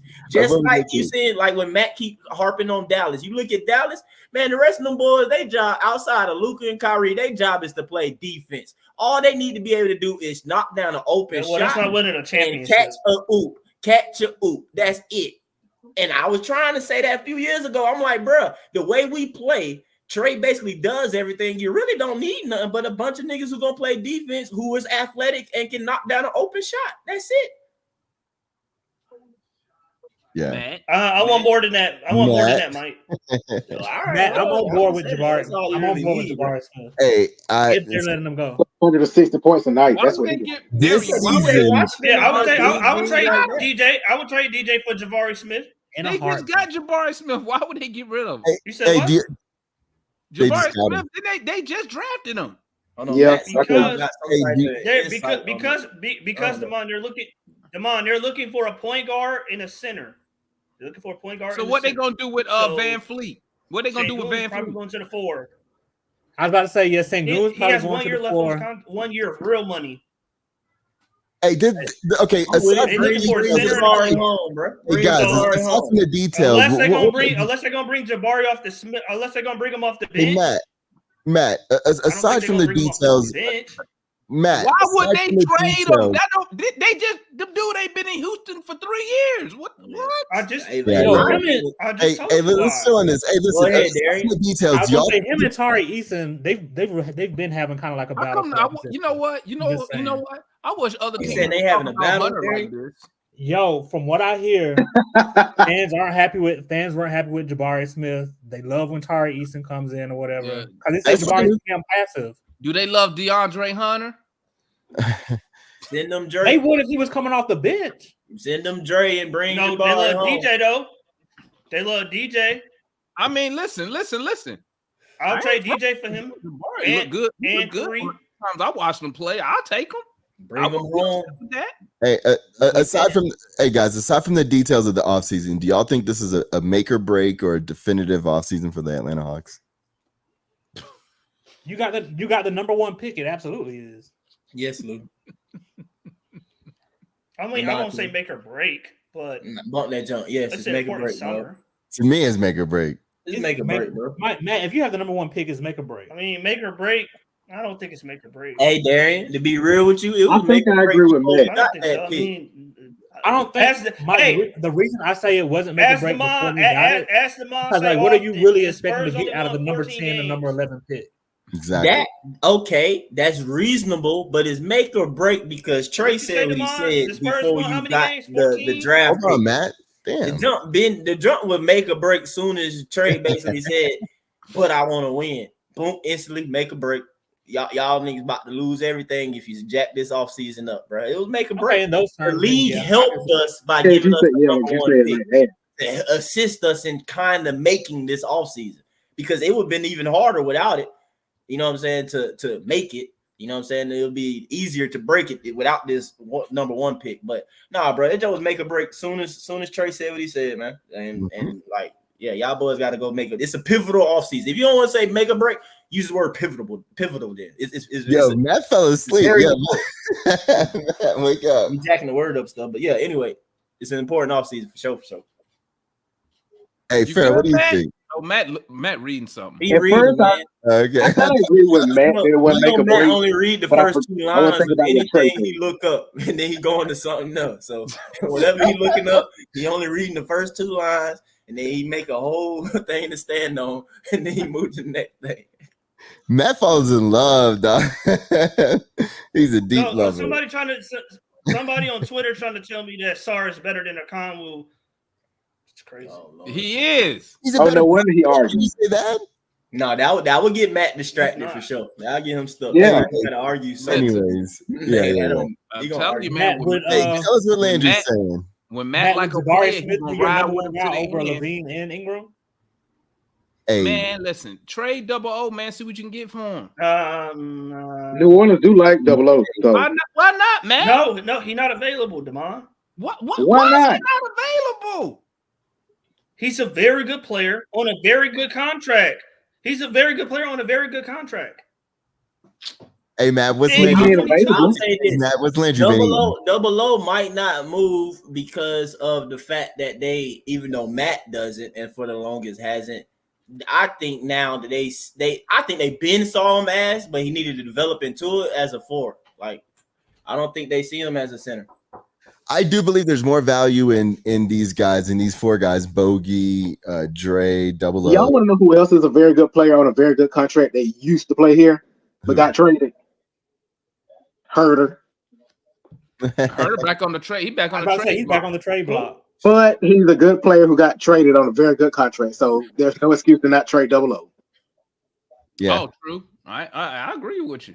Like I said, nobody jobs should be safe. We won 36 games. First of all, he. So I mean, like, wasn't a starter, and then a bench player, then a starter again. Now we got to move him back to the bench. That's 1. 2. They both feel good though. So the administration didn't do Kevin. So you concerned about his feelings, Matt? I'm telling y'all, Okongwu about to marry his family. That's what it is. You concerned about Okongwu? Hey, what's the Landry been eating, by the way? Hold on, isn't DJ a good player on a good contract too, Matt? No. I'm saying that. No. Here you go. Matt. I love using Matt lines against him. Matt, what does Double O do that's elite? Not that quiet. No, come on, man. He's an excellent He's an excellent fouler. Rim protector. Yeah, excellent. He's an excellent rim protector. He's always covered. I think so. Yeah. He's always hovered around the top 10 ever since he got in the league. Top 10 of what? Man, yeah, he's always hovered around the top 10 in blocks. Let me go look at what is Double O top 10 in the NBA? Yeah, he has the same amount of blocks as Clint. Now what? Man, listen, I like Double O, man, but I'm gonna be honest with you. Once I get Sarr, Double O don't want to be a backup, man. He want to be a starter, and I can't promise him that. You don't think he's a bad player? I'm not willing to block a trade. I can deliver that to him, Demar. I can deliver that. I can deliver that to him this fall. Hey, Matt, shout out Craig with a super chat. He said Matt loved Double O so much. What you said, Demar? Hey, when he started opening night, I'm aware for you, Greg. Craig, he ain't getting no Double O jersey. He don't like Double O like that. Hey, he should already have one, much as he talk about it. Matt got a Landry jersey. What are y'all talking about?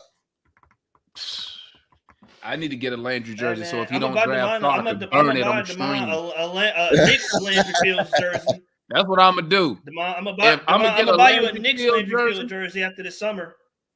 He might call it overall. I'm gonna burn that mug. He's got that white Knicks. Real quick, let's talk about this.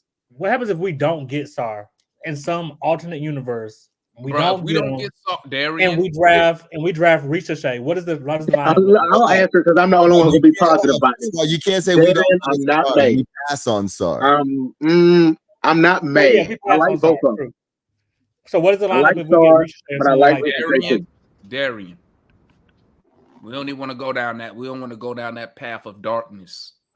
I'll put it this way: if that happens when we get on here, I'm not gonna be yelling and screaming. Darian, it'll be Trae. Darian, it'll be Trae. It'll be Trae, Kobe, Zach, JJ. Look how excited Matt just got when he brought up this little Worcestershire sauce kid. Listen, man. Hey, I missed that. Hey, Matt, you ain't got no Double O jersey? You don't? I see. I thought you should have one. I thought you would have had one, bro. Man, listen. If these dudes draft, he's a good player. if they draft Zach Worcestershire That Worcestershire killing me. I'm gonna act a damn fool if they draft this Worcestershire sauce kid. I'm gonna come on here and be the calm for y'all. Matt, you went on steak, man. So when I said that, you didn't get it. I was like, well, steak sauce. Maybe because I said steak sauce. There's no way. There's no way the Hawks draft anybody outside of the center. No way. Y'all do not draft Marvin Williams 2.0. What front office are y'all talking about? How is it no way they do it?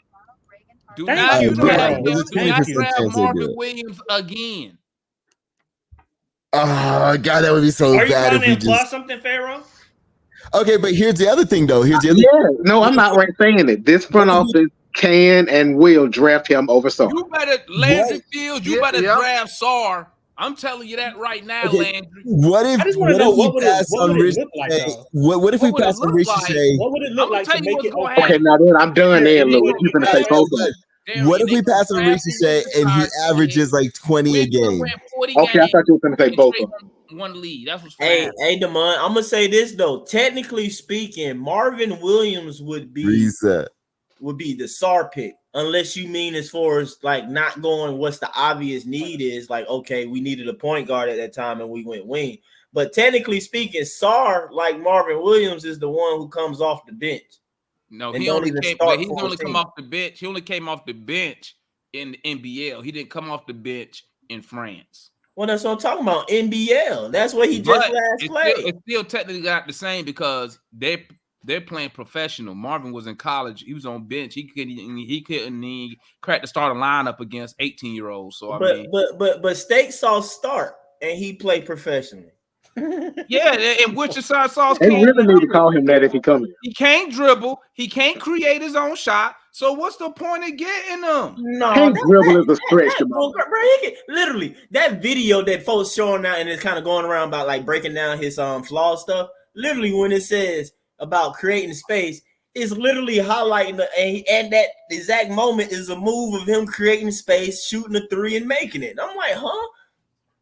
I've seen him turned around as well. Where is the Hawks? It's there. Let me ask y'all this.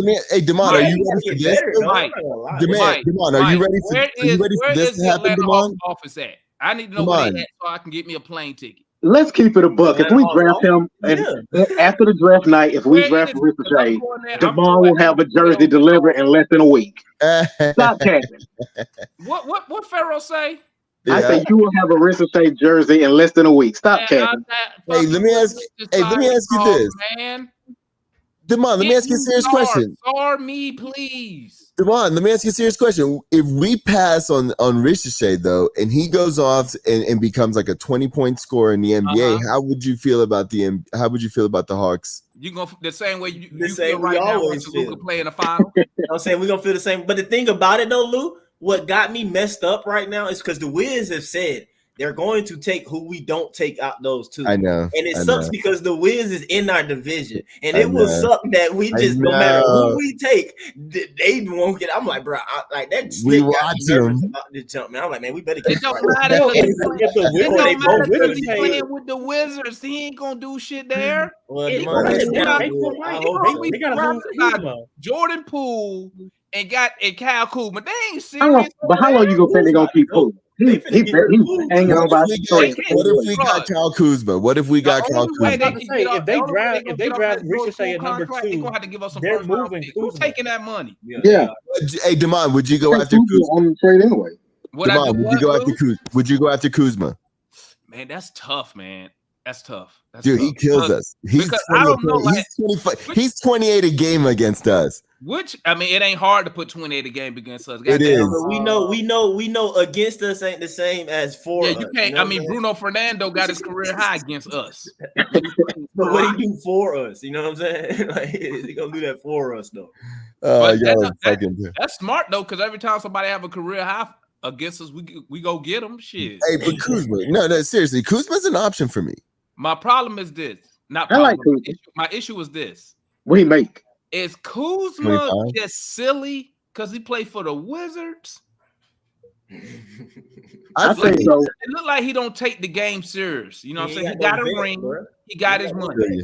But he's getting older. Maybe he is now. In LA. Well, I guess they did focus on his outfits and shit. But I mean, so when you pay for Kyle Kuzma, Lou, what Kuzma we getting? We getting the one in LA. Now you know he don't defend.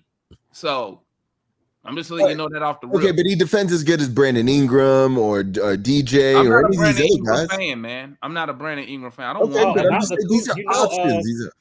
Trae and Kuzma don't really. Trae's not really cool with Kuzma like that right now. Oh, they ain't. Oh, okay. I didn't know Just that. because, if you listen, every time Trae has that podcast, he brings up that damn Kuzma foul on JJ. Oh, yeah, on JJ. That fucked up the season. That really did fuck up the season, though. And I felt it as soon as it happened. I was like, up, there it goes. As soon as it happened, I was like, there it goes. It was a dirty play. And it was a dirty, stupid fucking play. Like, if that was at the gym, that wasn't dirty. If that was at the gym and he was on my team, if that was on the gym and he was on my team, I would have ran up to the dude and been like, yo, dude, what the fuck was that? Like, that's fucked up. You know, and I didn't get it. You know, I'd have talked my business on that. That's some bullshit. I don't even remember the play, bro. I'm with you, Marion. If JC wasn't making $25 million, I'd just get him back. Fuck JC. Yeah, I would if it wasn't for the contract. What's all the hate against JC? He ain't do shit. Look, they hate that contract and don't want to admit it. They hate the contract more than the players. Moving backwards. He turned it into a nomad. He turned it into a nomad. If you return it home, you're not a nomad. Yo, hold on. JC coming off the bench wouldn't be bad. He in the finals, man. Hey, he hit you with that. He said you return home, you're not a nomad. Hey, I don't know. Hey, he may not have that place no more. He might be traveling all over the country. He might be in Portland. Oh yeah, I forgot he ain't sold his place. He ain't even got to move. He got a place he can move right into. Hilarious though.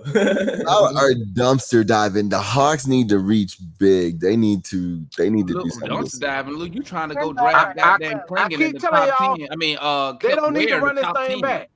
Oh, no, I didn't say that. I said we ain't trying to run it back, Foot. Yeah, but I mean, we ain't finna win no championship with no moves right now. I mean, we gotta do. You don't want to do nothing, Foot. Wait. For the future. Foot, how can you say that? How can you say that when you've seen us play against Dallas this year and you've seen us play against the other team this year? These are the teams that are in there's no juggernauts in this league. Let me ask you something. There's no juggernauts in this league. Make a few moves. Let me ask you something. Dallas wasn't in this league. Games, right? Go ahead, what? You also seen us trick off games, right? That's what I think it was, yeah. Bad coaching, all trick offs. Yep. So not bad coaching. I don't think it was bad coaching. Who we beat, we can't beat them consistently. We can't be turning this thing on and off all the time. But next year's a whole new year. Hey, I'm gonna say something. Next year's a whole new year. I'm gonna say something. Dallas didn't make the playoffs last year. Dallas didn't make the playoffs last year, and they in the finals this year. Y'all trying to emulate Dallas as a We're not Dallas. I'm saying, just because they missed it didn't go all the way. Somebody gonna be upset with the comment right here, and the comment is this: I know someone who led us to 2 wins against a team in the finals in 1 week. hey, his name Vitcoin. Go buy some Vitcoin. You didn't get a number. I thought you were talking about Vit. Hey man, it's going. Burst. I think he might be talking to somebody else. Matt don't like. I ain't gonna say nothing. Somebody get off twice a week. Well, what if we strategically take and we got Sarr? I told y'all to trade Trae, man. Y'all ain't listen to me because he's valuable. Got some asset back. I keep telling y'all that. Dude, Trae is not the problem. I'm not trading Trae Young. Listen, Trae is not the problem. I didn't even know. I'm not even gonna bullshit you right now, man. You know why I'm not trading Trae Young? Because too many teams want that mug. Hell no. Listen, Trae Young is not the problem, and Trae Young, listen, he's like 6'2", 180, and he's dominating. Like, you know the effort on stretch, on stilts, the mental fortitude that it takes to become that guy. Like, he's not Jason Tatum. He's not 6'8". It's your problem. We're not winning, bro. Lou, this is what I need you to say. Trae Young is 6'2", and he's winning. I don't care about dominating. We need to win. I don't need y'all to let go this thing. All we literally need to do is put good other players around him. Marion, why you ain't on the show, Marion? Marion said Trae living in Foothead, rent free. Rent free. No. Hey, Foot say he charging though. Every time somebody says something, hey, Marion come in and try to contest and it don't even be about Trae. He make it up. Listen, 25-10 on a legitimate franchise in the NBA. I don't know what y'all are thinking. Nobody care about 25 and 10. He wouldn't be the best. Oh, I'm gonna stop because y'all swear I hate Trae. And we're not legitimate. We trash. I'm not even the Trae guy. I just think it's ridiculous for y'all to think that Trae ain't that dude. You do. I just say he's not the guy. I said no one cares about 25. I told you I don't hate him, man. Told you I don't care if he's here or not. You can't tell folks you making ribs, Mary. We got Mario in the building. What's good, my guy? I want him here. Yeah, Mario won't be in here fussing at niggas, man, because I know I'll make him mad with some of my takes. Why y'all trying to do all of that, man?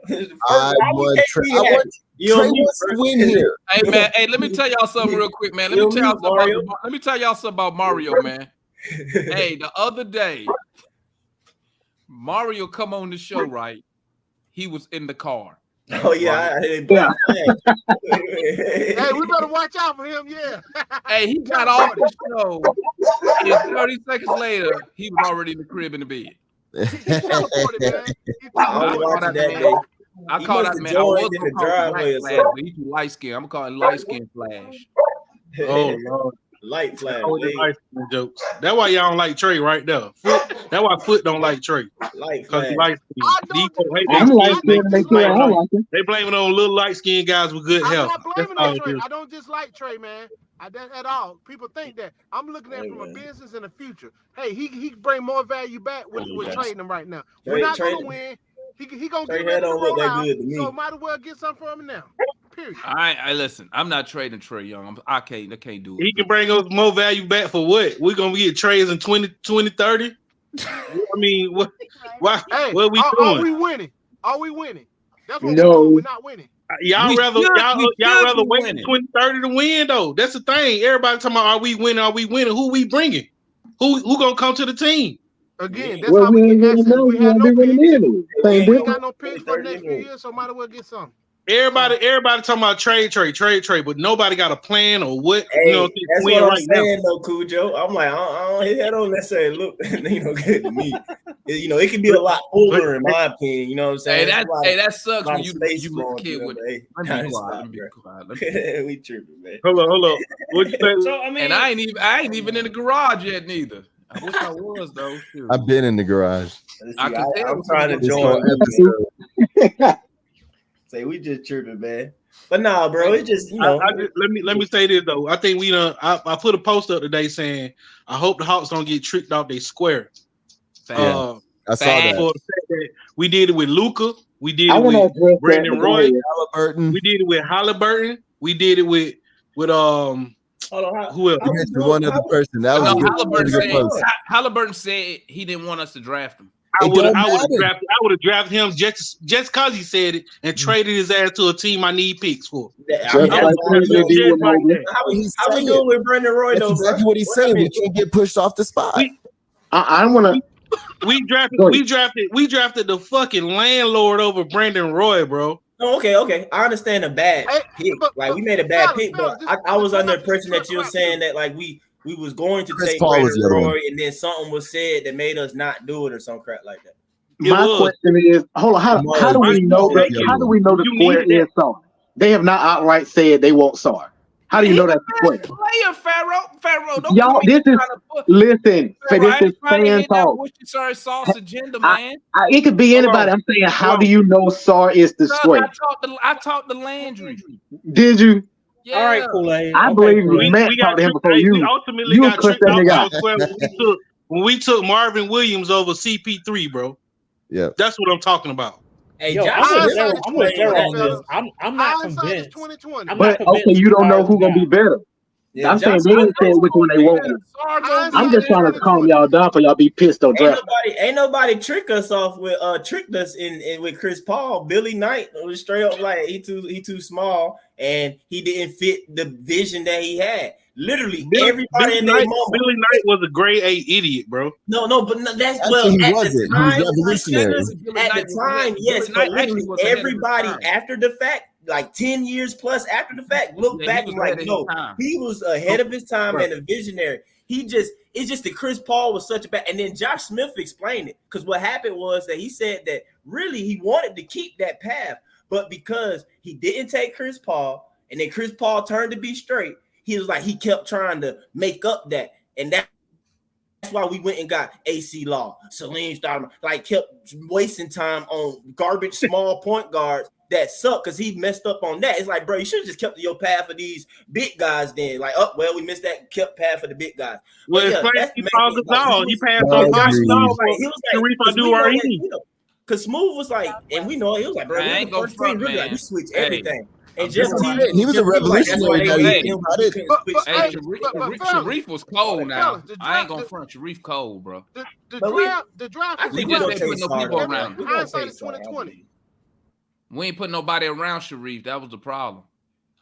We drafted Jason Terry. We traded Jason Sharif Terry. had a squad. Sharif had Glenn Robinson and JT. What it is, they just didn't have no coaching. They underachieved. Who do we had in Lon? Was that Lon Kruger? Terry Stotts or somebody? I don't Terry know. Stotts.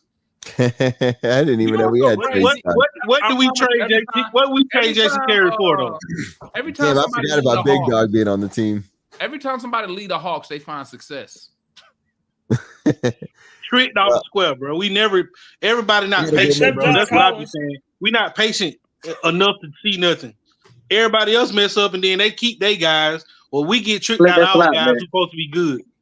That's all I'm saying. And we get guys like the landlord.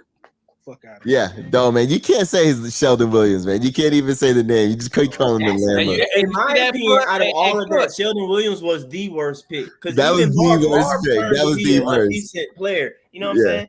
It's just the Chris Paul thing. Josh was straight. Both the Joshes, and really, I mean, it's not like they were bad. Like Sheldon Williams was nice. I thought Josh Childress was nice. He would have done well with our team. Marion, what's up with the reels? What's up with the reels, my guy?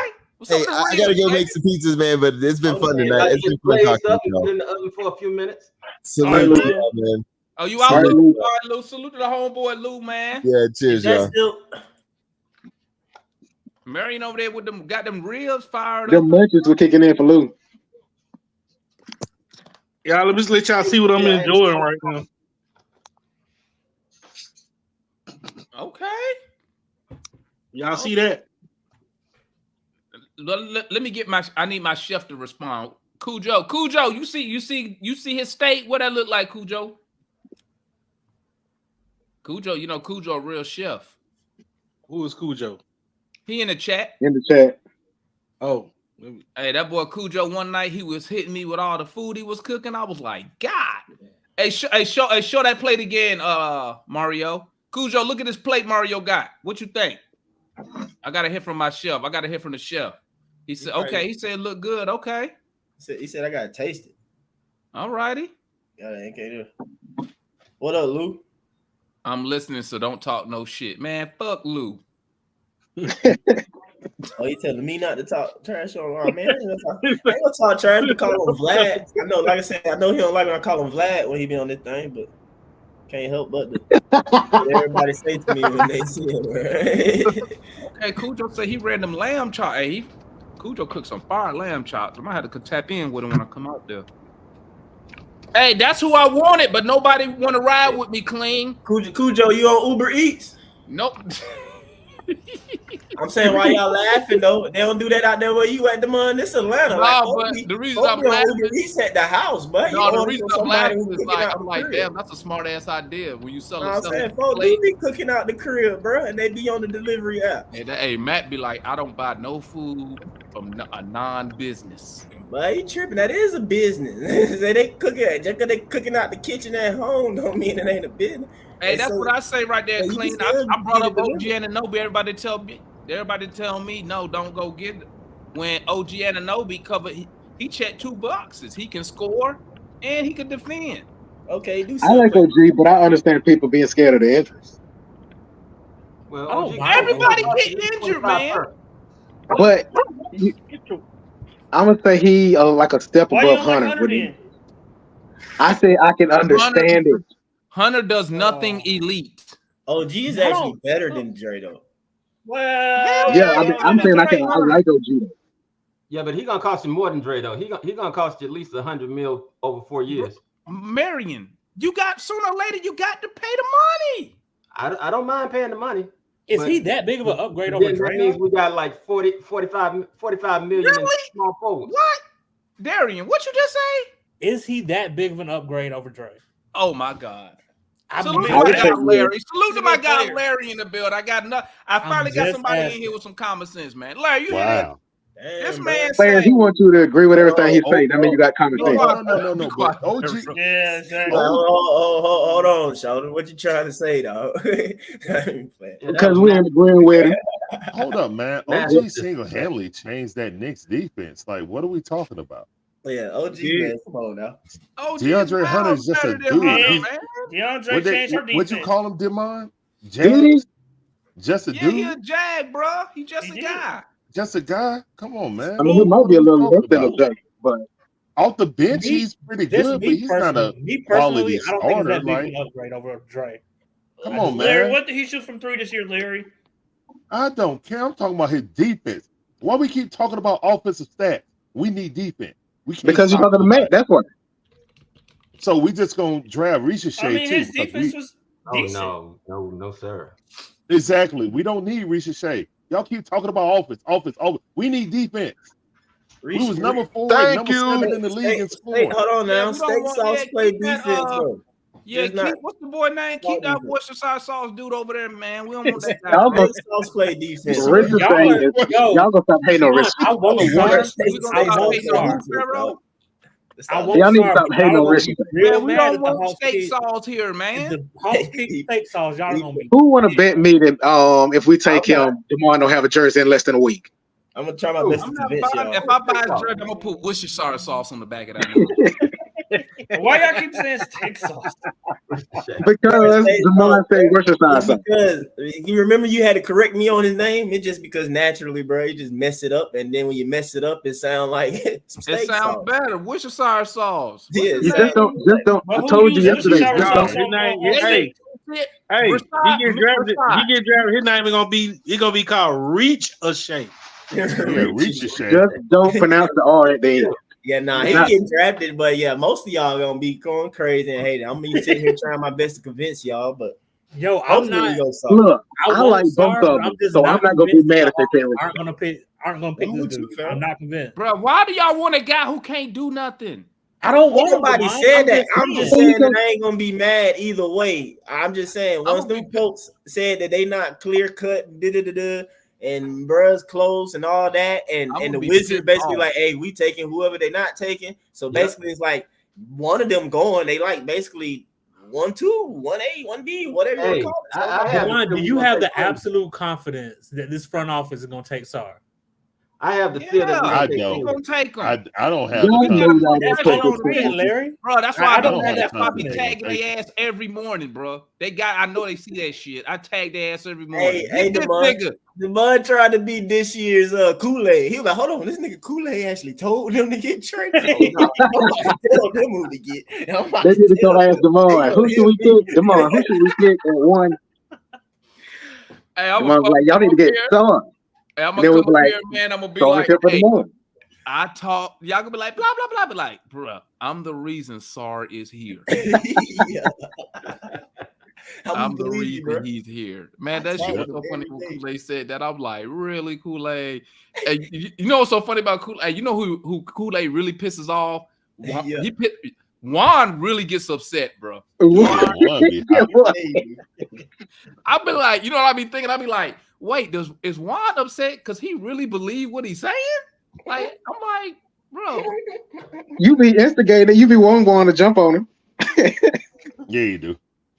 Man, I'll be pissing Juan off too when I be talking. Well, when you tell him that you told him to pick hey, y'all remember this? Hey, Rashad, Kool-Aid said the guy came down before drafting Trae and explained. Explained it to Kool-Aid. That's what he told us. Yeah. He came out of the war room and explained it to people, and Kool-Aid was right in earshot. And that's how Kool-Aid knows. He went straight to Kool-Aid. He went in there. Hawks history, dog. We gotta get this Hawks history right, bro. Oh yeah, man. That's crazy. Man. That was shout out to the legend Kool-Aid, though. Yes, sir. Dude. Yes, sir. Good people. Kool-Aid, my dude. So Kool-Aid told him to draft Ed Gray. I don't know about that. He vouched to Trae. I don't know about that.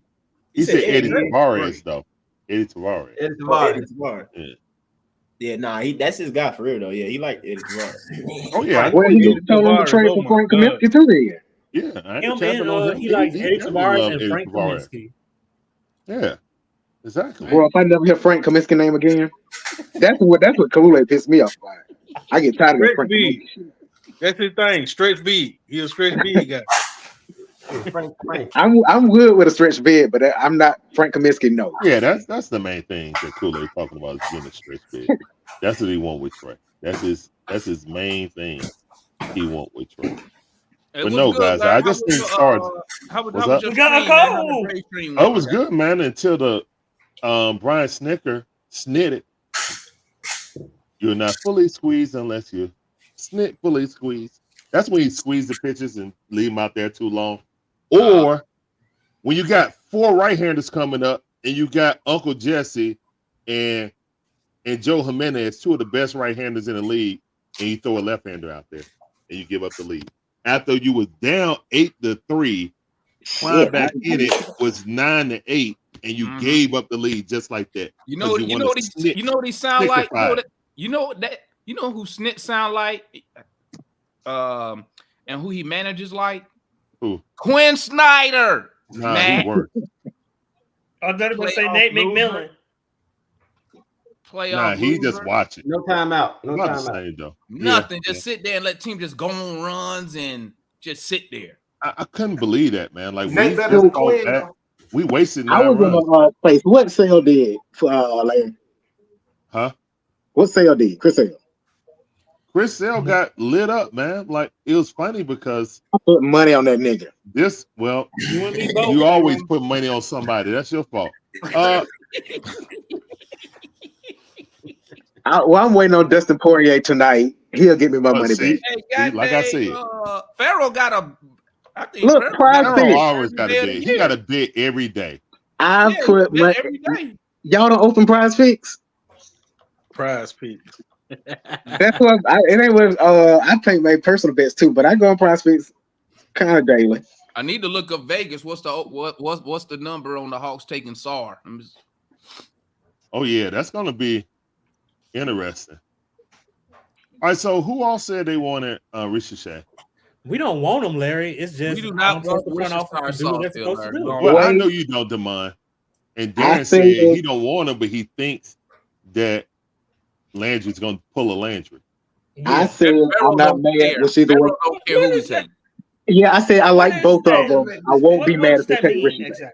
I know Mike is on the record. He wants Landry ain't gonna make this pick. Tony's making this pick. But he said he won't be mad with either one. But he likes the wing position that this guy can do. No, I won't Sarr. I'm just telling you, I'm preparing myself for the Hawks to take Ricochet. Matt is basically Matt is being on both sides of the fence, so because he know that his GM will do something foolish like that. So he's just putting it out there. No. I mean, I like both. I would probably take Sarr and have him come off the bench for a Conwu until he show he ready. But Matt, I mean, what are you talking about? We're gonna get destroyed in the back on the back court. Hey, Larry, that look that you just had was hilarious, man. No, have you seen his starting numbers, Marion? Why he don't start? Why won't if Clint's so bad? Why he don't just take his job? If the numbers so damn good. Money and politics. Are we gonna money keep playing this game though, Matt? Then what kind of power, what kind of backbone do your coach really have if you won't put in a Kongu who you feel is a better player than Clint Capella? And cheap money. Like, look, every team. I mean, I hate to go back to Jason Kidd. NBA plays politics. I hate to go back to Jason Kidd. But who makes more money? Why not get rid of Clint? You could have last year. Who makes more money? You still ain't answer that for me. Or Tim Hardaway Jr. Who makes more money? Tim Hardaway Jr. Hardy? I mean, probably Tim Hardaway Jr. Easily Tim Hardaway Jr. Who hasn't played in the playoffs? Hardaway Jr. But Hardaway been hurt. In the championship? Hardaway been hurt. Who's in the title? Who's in the finals? Who's in the finals? Mavs. I mean, Larry, Tim Hardaway he didn't beat him in an open competition. Maybe that's why he had his daddy talking about he don't like to play with competition. Hardaway got hurt. Quinn Snyder would have played. Tim Hardaway Sr. did say that. He said people don't want to play with Luka. Maybe that's why his son told him that, because he got benched. That's the problem, Matt. That's the problem. Play who wins.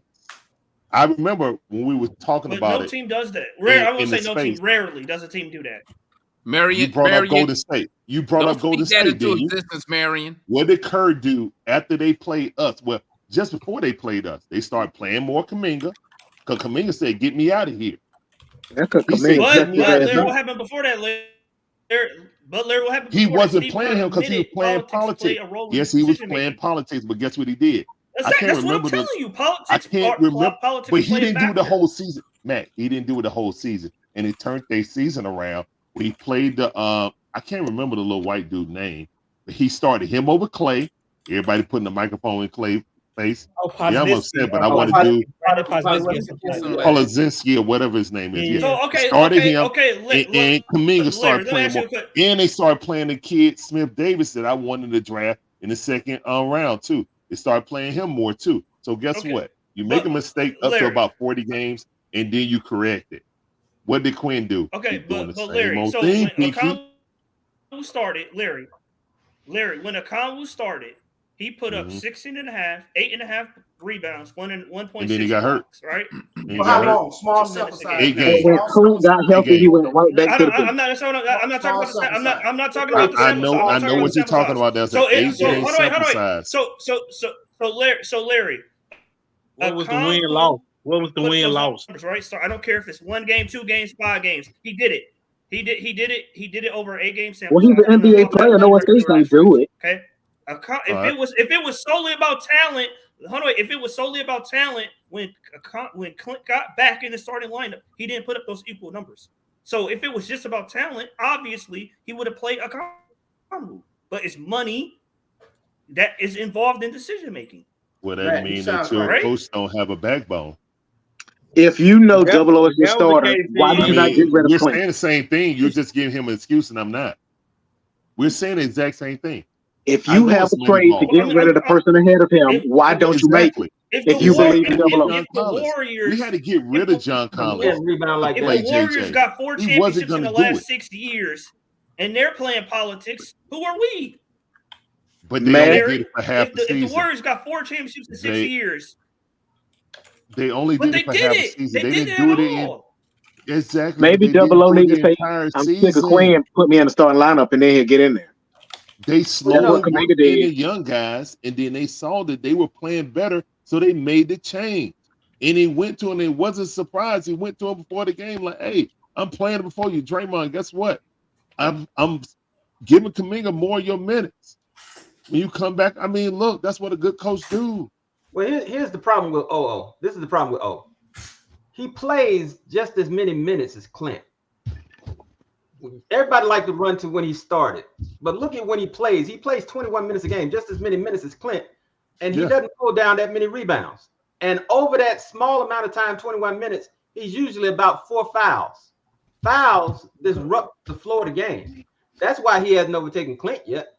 He hadn't overtaken Clint because Clint gonna get in there, and unfortunately, if it's offensive or defensive, he's gonna get you about 10 rebounds. He's not the scorer. He doesn't have the same scoring mentality. 3 or 4 of them are his own misses. That's true. They still rebounds. They still rebound. O is not getting. Getting 4 to 5 rebounds total. So either you play Clint, get 10 rebounds with 3 of them being his. No, well, he averaged 8.5. He averaged 8.5 when he started. He averaged 8.5 when he started. I understand that, man, but you're not taking what Marion's saying, though. Sample size. But Marion is saying that he averaged that because there was no Clint Capella. So until they didn't even have faith in Bruno then, remember? He like Okongwu, I bet you Okongwu was playing over 25 minutes when Clint Capella was out in that spell. He's playing around. I'm just saying like this, bro. He probably was playing around 28 minutes. Whoever the Hawks pick, he the number 1 pick. Okay, Larry. Okay. Starting, he should not be following up behind no Okongwu. He the number 1 pick, bro. He number one pick. Why is he starting behind?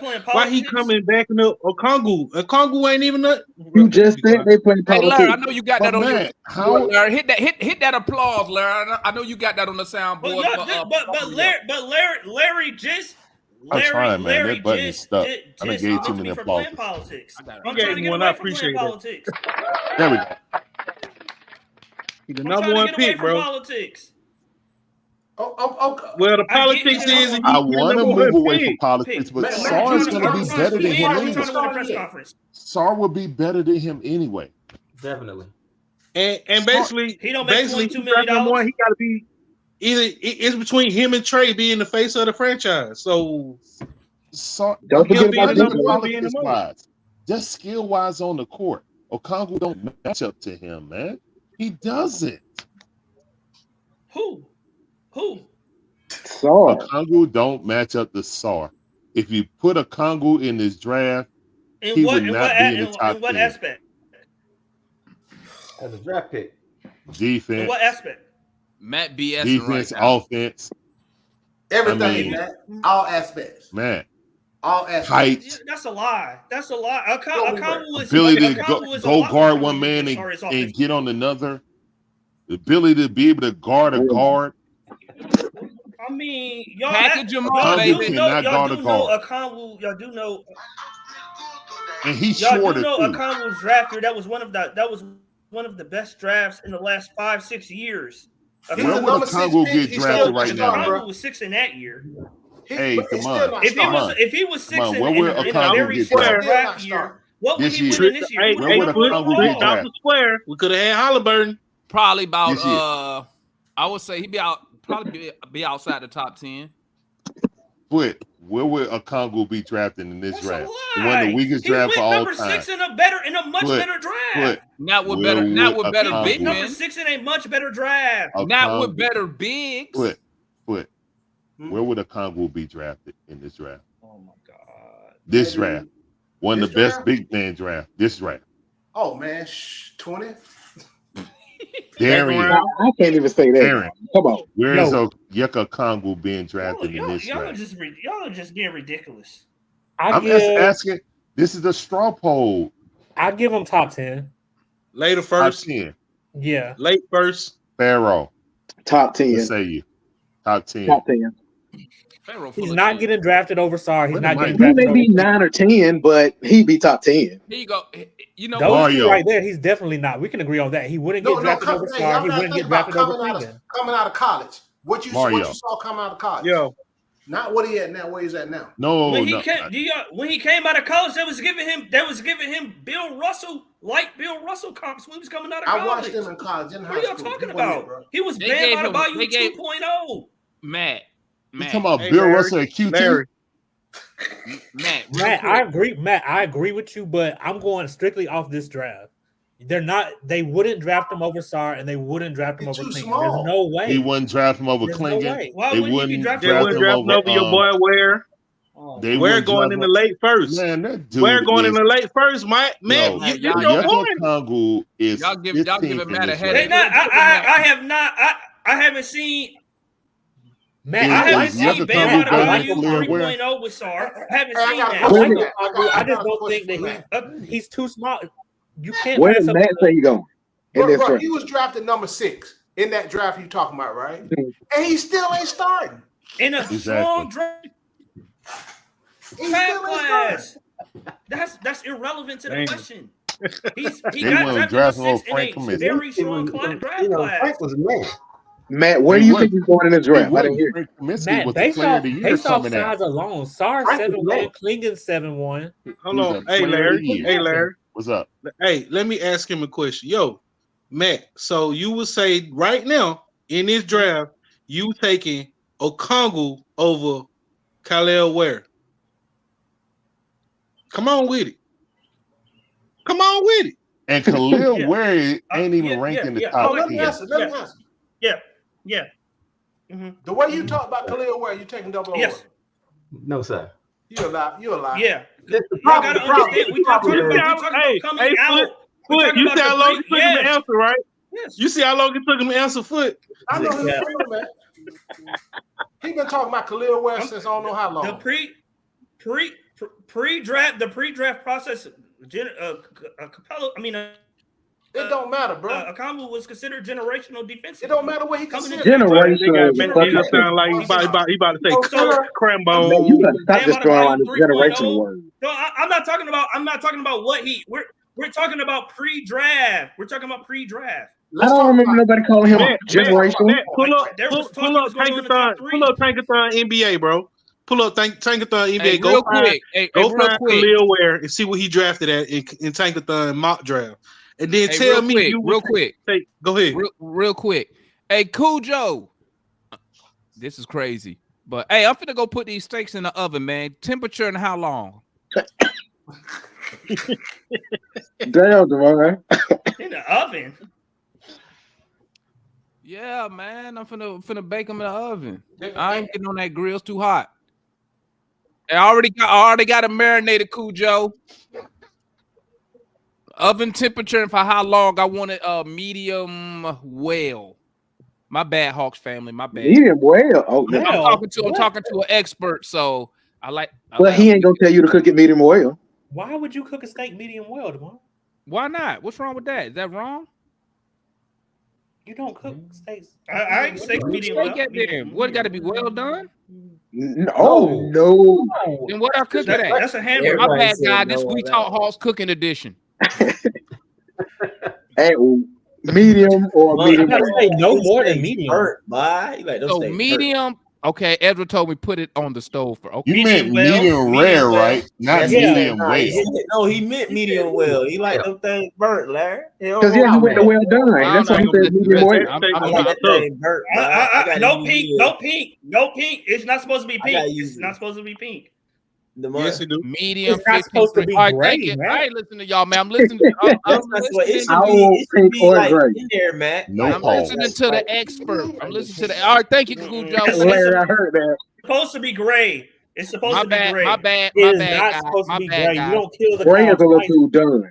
Okay, we can get back to a combo too small. All right, y'all. You like your steak like you like your pig, man. Send you any steak. Demond is 2 hours. 2 hours. Don't let them send you. Those 2 hours. Hey, y'all can keep going. Hold on. I got a pre-draft thing right here. Okongwu is number 3. His overall score is a 98 out of 100. Hey, what's his performance like now after that draft? Exactly.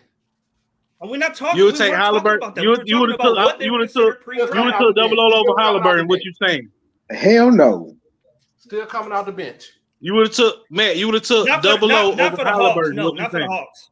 Like the Hawks did. You talking about overall or for the Hawks? For the Hawks. Either. No. I would have took Halliburton over Okongwu for the Hawks. Overall, would you have done it? For anybody? No, overall, no. I mean, overall, for the Hawks, I would have took Halliburton. Not overall, no. Overall, if I'm just judging big board talent versus talent, taking Okongwu. Nah, I can't roll with that. I guess y'all didn't watch college back then. But y'all have to go back and read his pre-draft scouting. I didn't report. say he wasn't a top 10 pick. I'm not taking him over Halliburton. So obviously the pre-draft stock was capped. It wasn't that. I mean, no. I mean, no. Why do you say that? Because because he hasn't started. It was an opinion, Matt. Like what we talking. We talking opinions right now. Ain't no different. All we know, but we do know about the performance. So we have that information now. After and a leg thereof. Yeah. Exactly, Foot. Like I said, I'm going off of his injury history. I'm going off of his starting and numbers. So Larry, Sarr is going to give me better numbers than Okongwu starting numbers last year. This season? I think so. Yes. 16 and a half, 8 and a half. Hold on, Matt, stop using that as a measurable, right? What about the whole season? The entire season. I don't care about the whole season. I'm talking about starting. No, because that's inflated because Clint Capella wasn't playing. What did he average when Clint Capella played? That's what you get. Because at the very least, they're splitting minutes. Hey, Matt, I got something. I'm talking about. Won't he be splitting minutes? He's going to split minutes with I got something easy. Yeah. So since you're trying to extrapolate numbers, won't you extrapolate numbers for Clint playing that many minutes? I already did it for you. How about doing that? Go ahead and do that. Trash. And tell me what you come up with. Nope, not even. Nope. Extrapolate those numbers off that amount of minutes.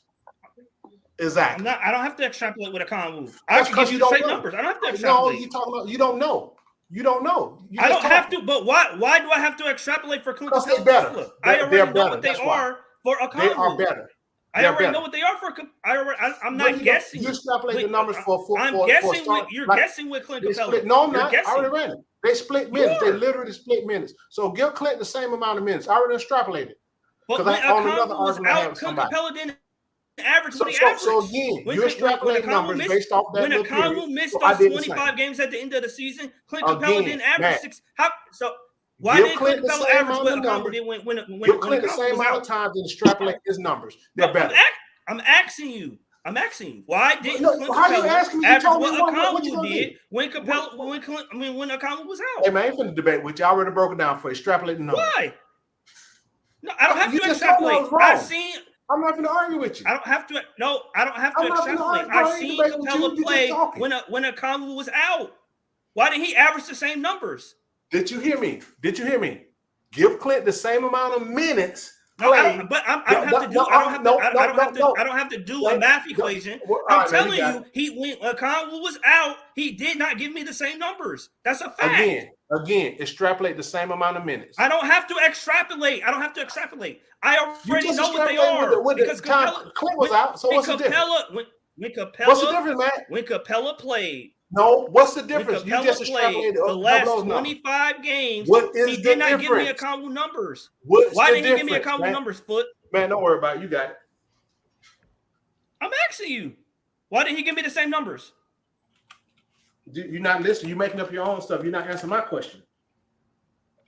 I'm just asking. Why did he give me a Conwu's numbers when Conwu was out? Call me in the morning. Whoa, whoa. Come on, y'all. I mean, Larry, that's all I'm saying, Larry. Like that's all I'm saying. He asked you a simple question. When Capella was starting, you want to answer. He don't. He don't. It's a simple question. One in Larry, simple question. He and Verby answered. What about this? If and when we pick Sarr up, and let's say he has to match our Okongwu's average. If Okongwu averaged over 25.5 minutes, 10.2 points, 6.8 rebounds, and 1.3 assists. He'll do that in his sleep. Yeah. He'll do that in his sleep because he's most likely with Coach Quinn. Rebounds and 1.3 assists. Yeah, because he's going to share the one knock. Yeah, man, you're right. The one knock that I've seen on him is he's not a great rebounder. That's the one thing that I've heard. Hey, 7 foot, you gonna get some rebounds. I agree. I can't tell you, but I also can't tell if it's how they were playing him in the NBL because he was out on the perimeter a lot. It's gonna be hard to get rebounds when you're out there. So we should be happy to have a 7 foot guy that can guard every position. We can't use that as an excuse and can switch.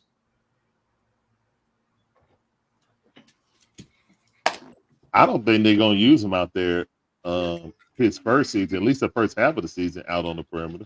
Maybe it sets. I mean, he's got to go out. But he has the talent to do it. But I'm just saying, like, maybe he's gonna find himself out there, though. Yeah, but I think he's gonna be that rim runner that Trae need. I mean, 7-1 catching lobs or 6-10 catching lobs. What you mean defensively? That's the big difference.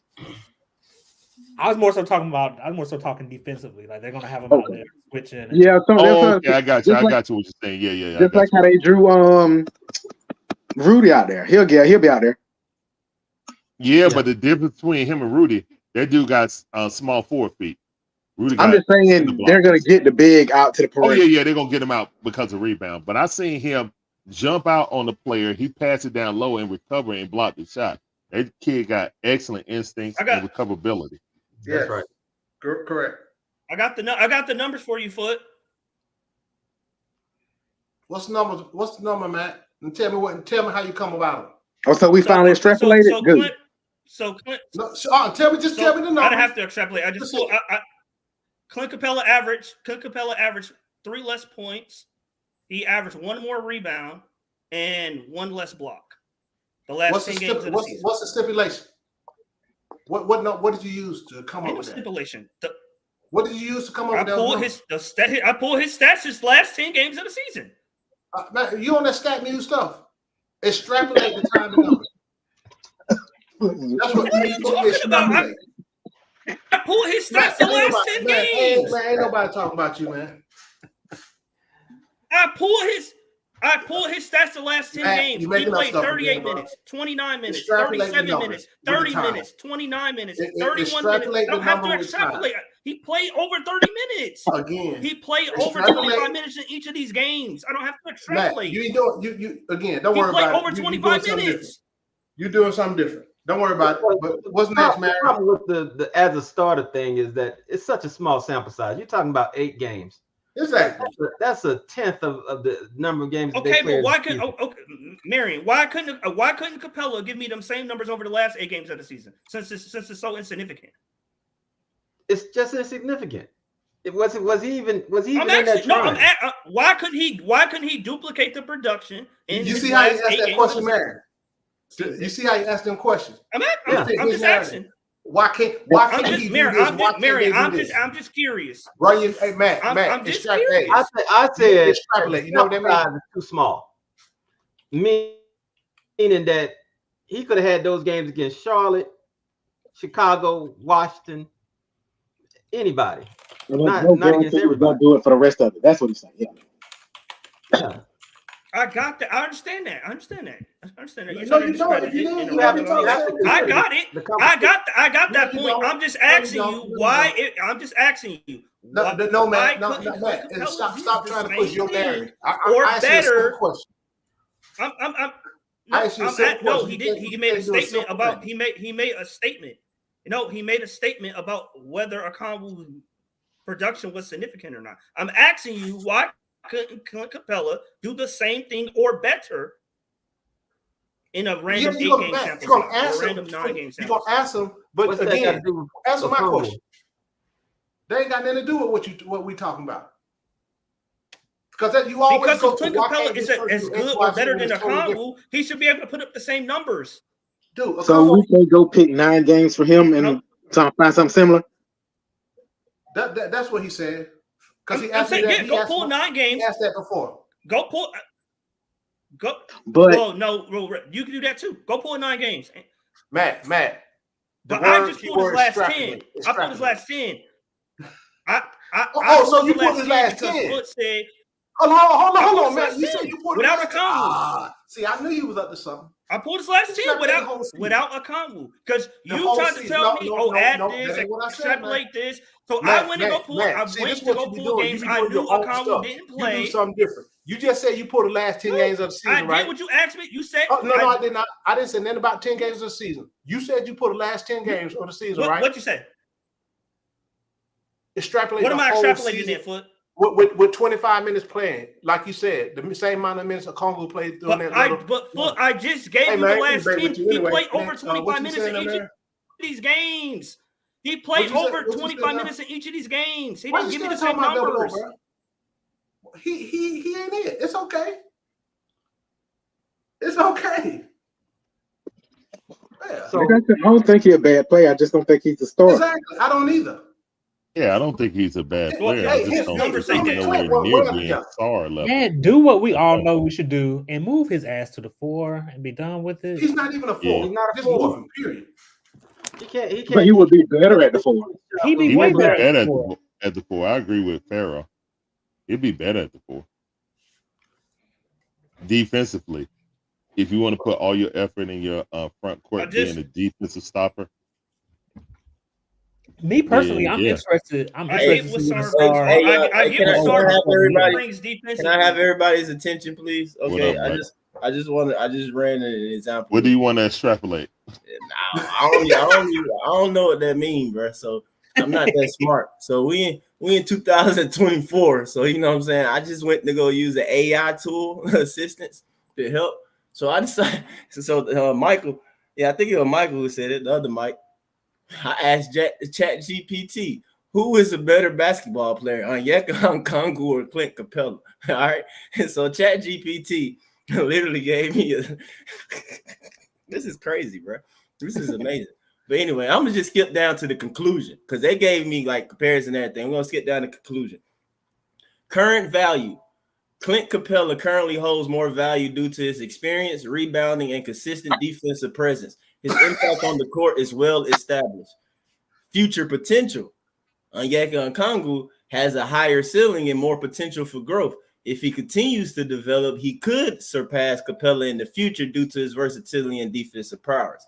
Ultimately, the better player depends on the context, whether you prioritize current performance and experience or future potential and versatility. Hey, boy, that chat GPT is a thing, bro. All right. That's why. Hey, y'all. I'm about to ask who should we draft? Because that's what Landry doing. Landry using this, y'all. I think Landry using it. They're talking about like, being current and 100%. current like that. Them fools using AI. They sitting there putting in analytics. Okay.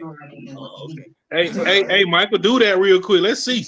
He said, "Let's see." All right. I don't know. Chat that up to date. I ain't paying for. No, it's up to. Hey, no, do it. No, but you gotta pay though, don't you, to get it like that?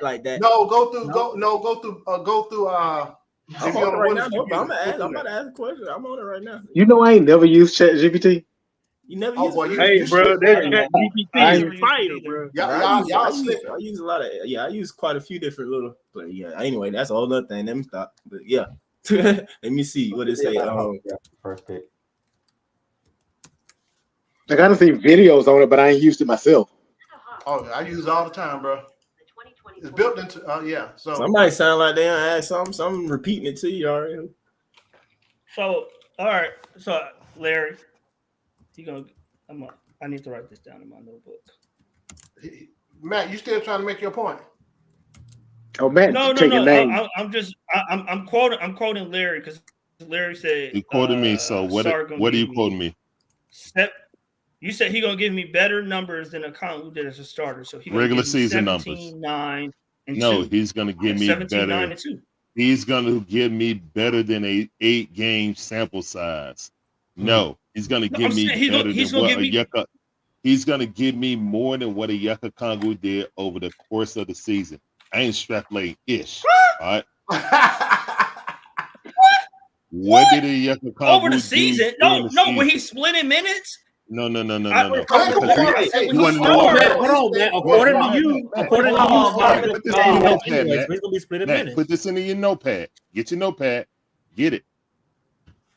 Onyeka Okongwu is going to split minutes with Sarr. I keep my notes on my phone. Okay, on your note. You said what now? Onyeka Okongwu is going to split minutes with Sarr. So his minutes are going to be based on splitting minutes with Sarr. Yes, Onyeka Okongwu and Sarr are going to split minutes down the middle because that's what Coach Quinn does. He's very predictable. Very predictable with his coach. Well, I agree with exactly what he's going to do. Here you go, son. Real quick, Larry, you don't think because if I'm drafting Sarr, what I think the Hawks are going to do, I think you're going to see Sarr, OO, and JJ as your front court. I can see that. I would agree, but I still think he's going to split it right down the middle with Clint Capella, just like with Clint Capella. No, my thing is, I think Clint's going to be gone. Clint's going to be the one. No, that's what I'm saying. Like, I think he's going to treat Onyeka Okongwu and Sarr like Clint and Sarr like Clint and Okongwu. He's going to do the same thing. That's who he is. That's what he does. When we needed more defense instead of starting Kobe, he started, especially when, like, okay, don't start Kobe. That's fine. All the development, I understand. We're at the end of the season. You don't put in Kobe Buffkin when Bogey is like, what, 2 for 10? Yeah. Then I don't know what you're doing. You're just playing politics. The coach ain't got no backbone. Hey, this guy's making this money. You're sticking to the developmental plan, Larry. You're not panicking in the moment. Yo, would anyone be against? Because Clint's on an expiring contract right now, right? Man, you got excuse for all the players that you like. Just I'm talking about like for the coach though. Got some film on him or something. But what I'm saying is like, coach is definitely like he's like his rotations are easy to figure out, right? Haven't we seen that? Yeah. Have we seen that during the game? So is Boston. So is Dallas. Yeah, but they're putting in people that's reliable and effective. Different team, man. Different coach. I mean, different success. I don't. No, they have success. I mean, the Different fact that he did not sets. pull. Yeah. My thing is, Larry, I'm not saying you said it, but I'm saying what's been widely talked about up here is young players don't play, right? Young players traditionally don't play. Who said that? They don't because of Quinn. Everybody. Oh, you're talking about like if you want to Mostly. win. I know what you're talking. I know what statement you're talking about. If you're a contended team, the young players don't play. Except for if you're the Mavericks, you depended on a rookie center to be the linchpin. And what happened at the deadline? Who should have been here? Going. Yeah, they what happened at the deadline? They added TJ Watt, but let's not act like let's not act like Derek Lively hasn't been critical. But Derek Lively is still the key to their defense. He is. Haven't they been going back and forth as far as who the starter is? No, because Lively got hurt. Remember, it doesn't matter. And that's when Gafford was getting all them double doubles. Gafford was hurt. Game against Minnesota. Lively came back. He took his job back. Like, come on, man. The one game they lost against Minnesota was when Lively was hurt. Exactly. You don't have to debate this. I'm just saying, Lively was struggling. Lively was struggling at the trade deadline. And when he got Gafford, he was struggling before that. He was struggling the whole first half of the year. So Rickies don't hit a rookie wall. All I know is right now is the whole first half. Lucas said they wouldn't be in the finals if it wasn't for his offensive rebound and defense. I'm not saying he don't contribute, Larry. I'm saying he was struggling at the first half of the year. He was struggling. Did he contribute to the wins that Ricky struggled? I just said he contributed. I just said that. He contributed. What's the argument, but he struggled. Matt said it was the whole first half of the stretch. Most of the first half. You know what I would like my rookie to do? I would like my rookie to struggle about 3/4 away and then get his second win. You know, the same way Trae did it. The same way Trae did. What about you, man? You like that idea? There you go. There you go, Pharaoh. Yo, Brandon Miller struggled too. But with Sarr, true, Darren. We're depending on Sarr to change our entire defense. From what y'all tell me. He will. He will. Oh yeah, the kid out of New Orleans, the kid Hawkins, who can shoot real good. His coach said him. I wouldn't mind picking him up.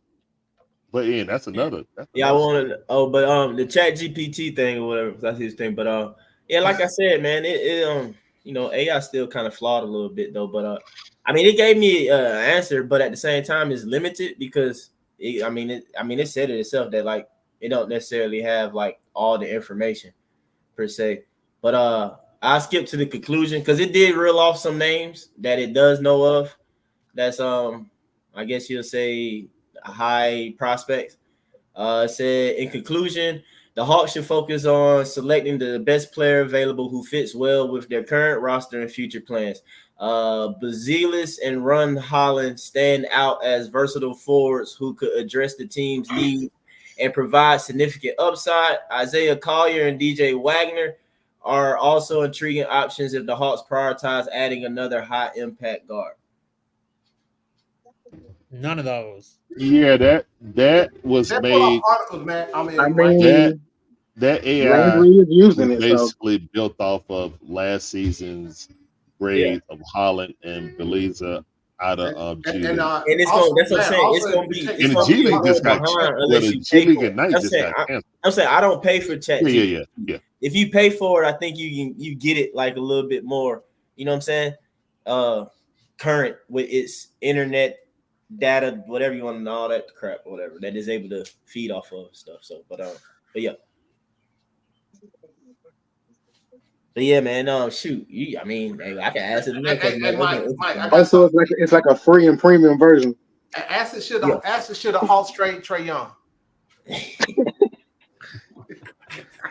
Here we go. Oh, here we go. What I gonna say? Oh man, that is crazy. It's gonna crash. It's gonna crash. No,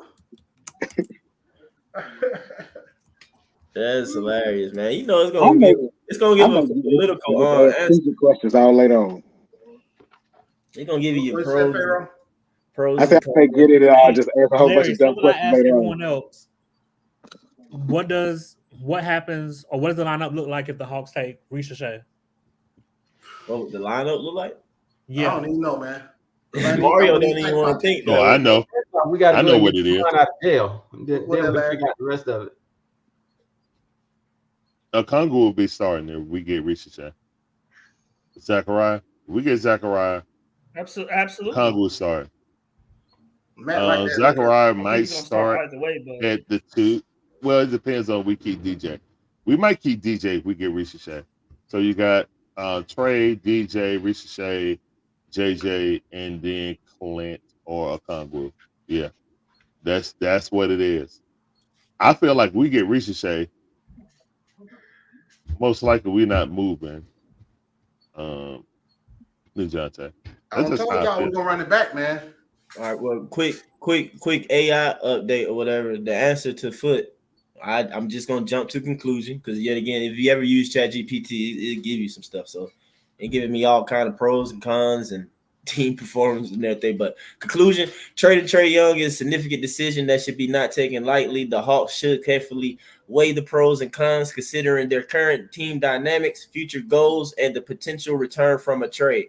Unless they are offered an overwhelmingly beneficial package that aligns with the long-term vision, it may be prudent to continue building around Young, focusing on improving the supporting cast and addressing weaknesses in other areas of the roster.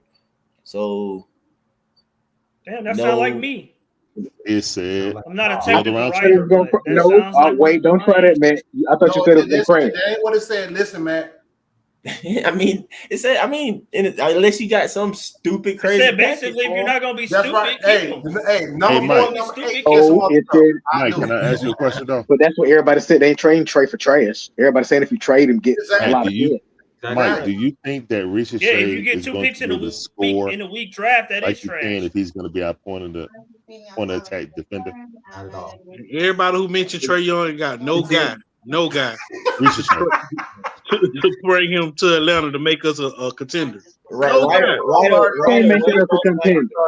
And Mary, Ricochet scores more off the ball, right? He doesn't really. Nah, bro. I don't want to be mediocre again and again. We mediocre already with him. Huh? We mediocre with him. But you got a starting point, bro. You ain't who you bring, bro.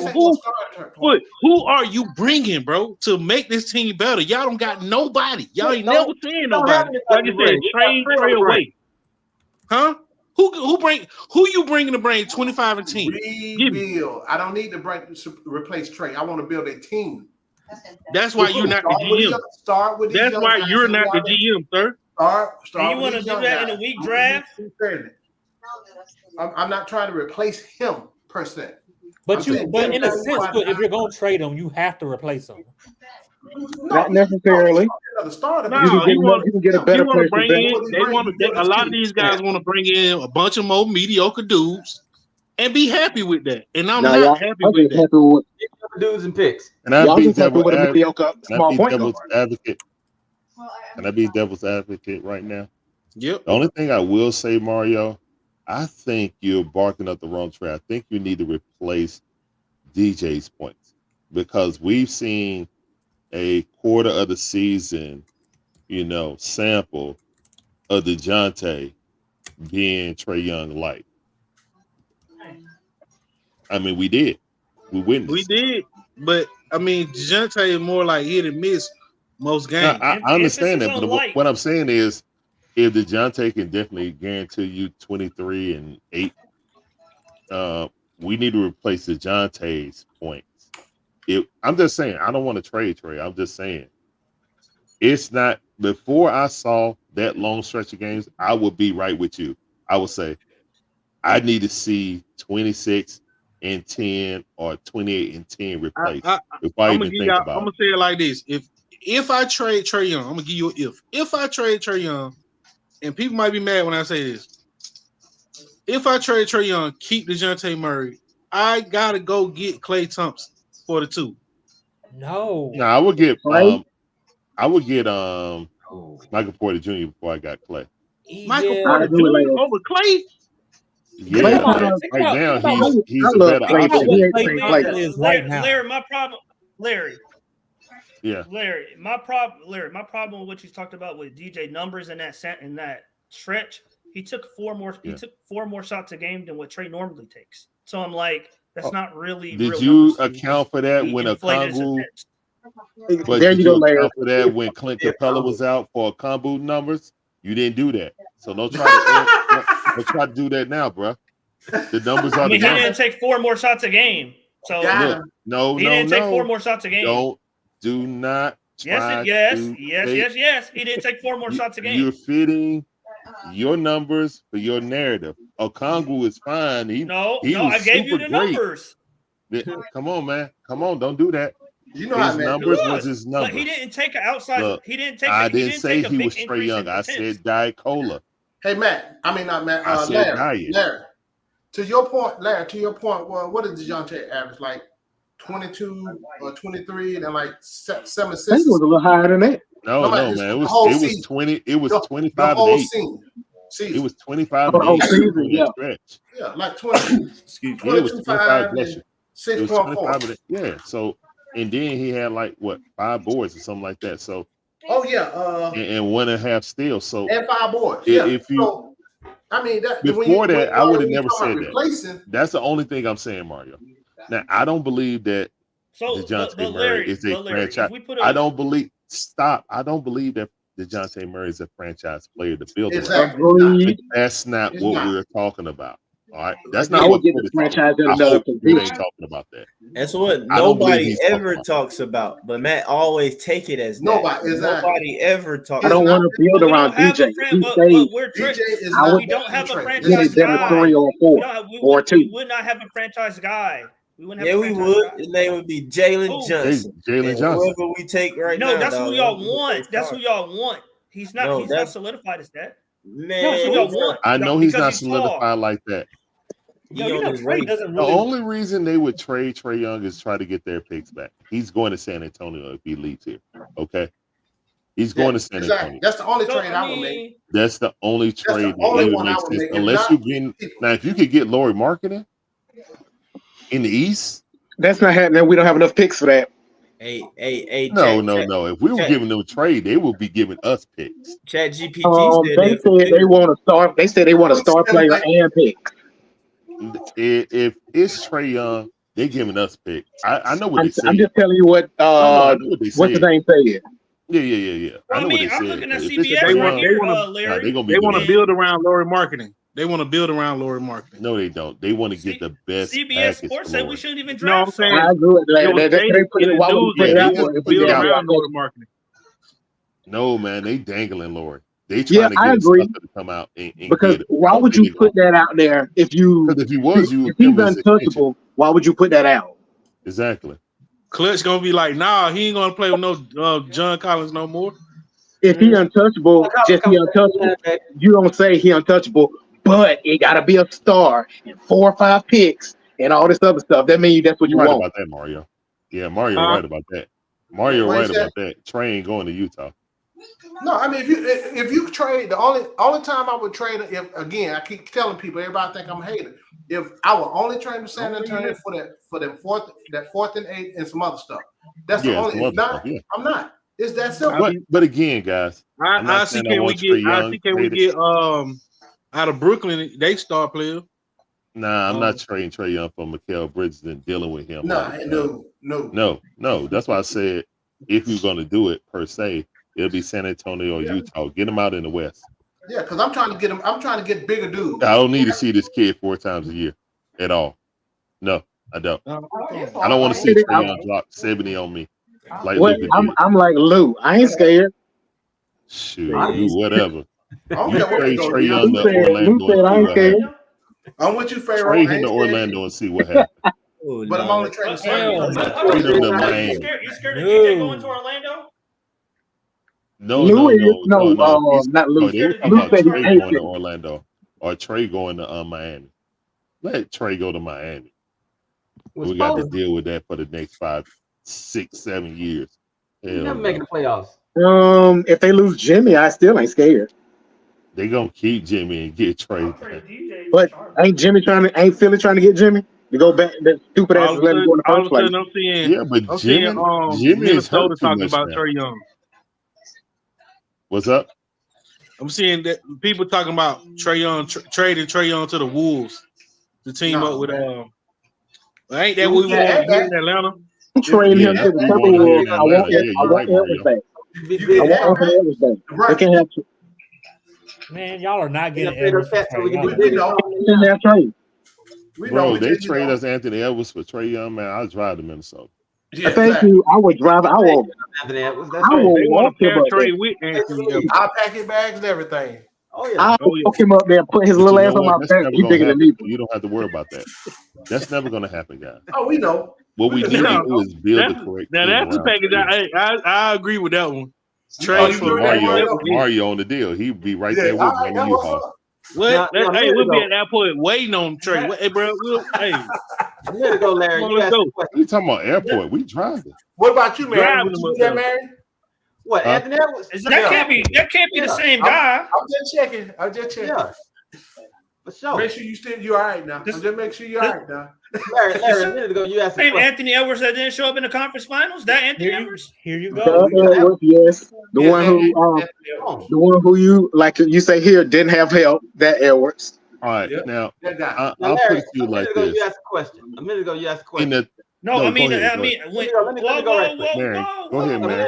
Trey ain't saying nothing. I haven't said nothing. You've been talking the whole time. Let me just get this in. A minute ago, Larry, you asked a question about Ricochet. You asked, do you think that he'll be a scorer at this level? Do I think he'll be a scorer at that level, being a point of attack defender? Let me talk about the scoring first. Okay. I'll talk about the whole game. Let me talk about the whole game. Okay, yeah. The thing that scares me about Ricochet, in watching all of his games, all of his highlights that I've seen, he only hits wide open shots. He never passes to anybody. I think that he is what we would call a black hole on offense. And on defense, he might be good, but I don't know about point of attack defender. I think he's more like an average defender. But if you watch all of his highlights are wide open, set 3-point shots, just about wide open. So that raises a red flag for me, because when he gets in the league, he's not gonna get that. He's not gonna get those wide open shots. There's gonna be a hand in his face most of the time, and that 40-something% 3-point shooting is gonna go down a lot. So I don't want to risk our only first ever #1 overall pick on a player that might not be better than DeAndre Hunter. Bingo. Mary, to your point on defense, they say he's a good on-ball defender, but a horrible off-ball defender. He gets lost. Yeah. I don't need him getting lost in the sauce. We already got Trae out there. I mean, but that's a young guy. That's gonna be a younger guy development. It's still a young guy though. So the actual, but like I don't know, Mary. Like I don't know. I feel like I've seen some of those things and everything like that though. But they put him at the like. That's the only reason why I said something about the point of attack, because when I've actually watched it, he's actually up there. You look at him like, they actually got him on the guard and he up top playing the guard. So I was like, okay, well, maybe that's what the team has seen and everything sometimes though. But I mean, I have to go back and see, but I don't know, man. I've seen them take like step back threes and knockdowns and stuff like that. One thing I can say, it is more of a breakdown of like his flaws out there than it is of Sarr. You know, it ain't nothing. It ain't no. I don't know, and that's kind of like, I don't know if that's weird or not, because like usually it's always gonna be some type of footage of like mess ups, you know. But I mean, that could be how great Sarr is. Offensive center though ain't even the top 10. Hey, Mike. But now, don't overthink it. Mike, when you look at, I'm not gonna overthink it, but at the same time, Sarr, and when I'm watching this stuff, because somebody had said this to me, it was I call him like 1,000 names. Show Leon, he go by Hugh Griffin on Twitter, like Leon all over the place. But the homie, he gonna tell me he say with steak sauce, he like, hey, all these people he playing, everybody he playing or whatever, he going against these like 6'8", 6'9" centers and stuff like that. And I'm just like, well, I mean, well, shoot, Sarr ain't necessarily going against the biggest and most athletic guys either, though, you know.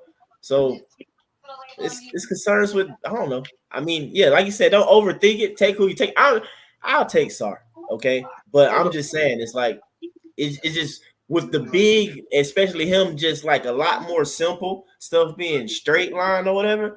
Like, bruh definitely wouldn't be number one if it was bad film on him going straight line, you know what I'm saying, and dunking and blocking. You feel me? So it's like with Richard Shea's like overall skill and position being away from the basket perimeter, yeah, it's gonna be more footage of like some mess up a 19-year-old kid pro level doing something, and that's what I see. Because like it is some stuff when you look at it, like, yeah, he messed up there, you see that or whatever.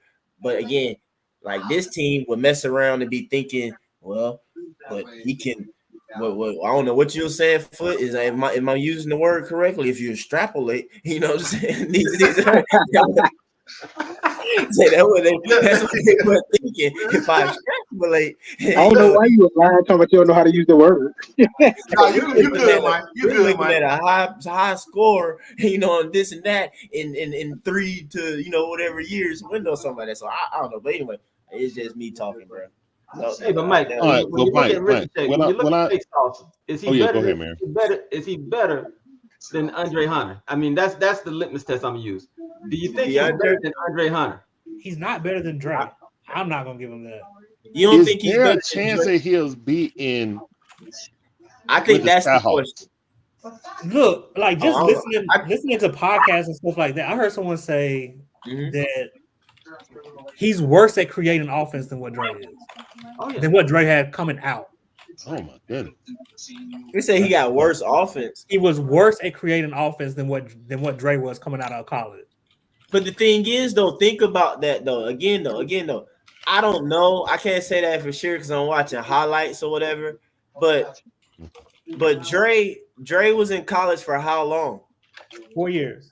Okay, Zach is what, 19 or something like that, and he's like a newly 19 or whatever. Like, is he about to turn 20 again? Though that's still an age difference anyway. So when they extrapolating potential, and you already seeing him doing step backs in a game, you saying that the potential, but you ain't see Dre doing no step backs even at noise, and you don't see the crap now. He ain't gonna do it. So if a 19-year-old is doing step backs in a pro league game, even though it might be a mess up and he hitting them at 21 or something like that, like, bro gonna be able to create his own shot. I mean, remember though. So would you start him at small forward or shooting guard? I mean, I think the same way with like Sarr, they can be cheat codes at the position up. Like Sarr is a cheat code at 4. Richard Shea probably can be a cheat code at the 2, but they a 3 and a 5. You know what I'm saying? All right. So if you're thinking that he's 2 through 4, possibly. Again, if he's going to be your point of attack defender, I worry about any rookie. You know what I'm saying? That's like we worried about Sarr getting in foul trouble. Yeah. Him playing against Paulo. Barbecue chicken. Him playing against him. Heck no. Well, I'm just saying. I mean, who we gonna put on him? JJ. But do we want JJ to foul out? This is JJ better not foul out. JJ, the older player now. He should be learning his lesson what I'm from last saying is season. like, it's like what, 4 years in? Yeah. What I'm saying is like, all right. What I view Ricochet is if we get him, I'm pretty much thinking that we're getting rid of Trae because he needs to be the second option. He don't need to be the fourth option. I would think they would get rid of DeJounte if they're getting Ricochet. No, but what I think is because you do that and still have. I think Brandon they're getting Ingram. rid of Trae Young because I think that Ricochet needs to be the second option because his strength is offense. You see what I'm saying? Like his strength is offense. He plays good defense. It's just for the fun. So I agree with that. I agree with that. Let's overthink it for a second, man. He Just plays for the heck offense. of it. You see what I'm saying? Why wouldn't it be either or? With him being the Mario, you second getting option. fed over This there? ain't great. Mario, you getting fed over there?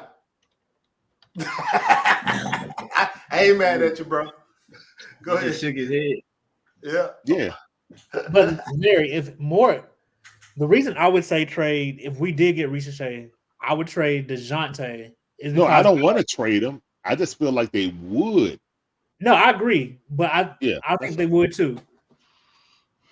That's I all. kinda- I Like, kinda if you see get what Ricochet, Mike you're talking about preparing with for Sarr. trade to leave. Yeah, if you get Ricochet, you're preparing for trade to leave because you think offensively he can grow to be a number 2. That's funny. I ain't know. And JJ be the number 1. Interesting. That's how you feel as an Well, organization. why wouldn't it be If the you get same thing for DJ and preparing for him to become the number 2? They're both point guards. I'm not understanding or following. Oh, Ricochet is more of a 2 or a 3. He's not But a point guard. okay, why couldn't he be the 3 and keep JJ at the 4? No, what I'm saying is no. I'm not talking about the number. I'm talking about the pecking order. That's what I was talking about, Pharaoh. Oh, okay. Quick Pecking question, order and man. score. Quick, Yeah. so I make sure I understand. So if you say we get Ricochet, that's how I pronounce his name, right? Ricochet. They're preparing for trade to leave, right? He said Ricochet. Yeah, I feel like if we get Ricochet, that the Hawks are doubling down, kind of like Michael Penix and Kirk Cousins. All right, They so let me get ask someone who can come in here, and if Trae Young doesn't like what's going on, he leaves. We have a clear number 2, and they start building around JJ, kind of like how Toronto building around your boy. Okay, question. So that means DJ getting traded for, right? No, I don't think So you DJ mean gets DJ traded. stay- Okay. I think if we draft Ricochet, I don't think DJ is getting moved because if you're going to like the possibilities of getting a center in the trade that you really need, like once you get Ricochet, he's at 3. Okay, most likely he's just starting 3. Mm-hmm. You're not getting BI now. You're not getting Kuzma now. Your options just got cut in half on getting a veteran that can come in here and help off the muscle. True. That's another reason why I do not want Ricochet. But if you get Ricochet, you're literally signaling to Trae Young and to the fan base, especially me, that if it's not working out, you're going to trade Trae at the deadline, something like that. I think they're doing that either way, though. Nah, I think they're still firmly behind Trae. Hey, man, they run. I keep telling y'all, they running his back, fellas. I mean, not yeah.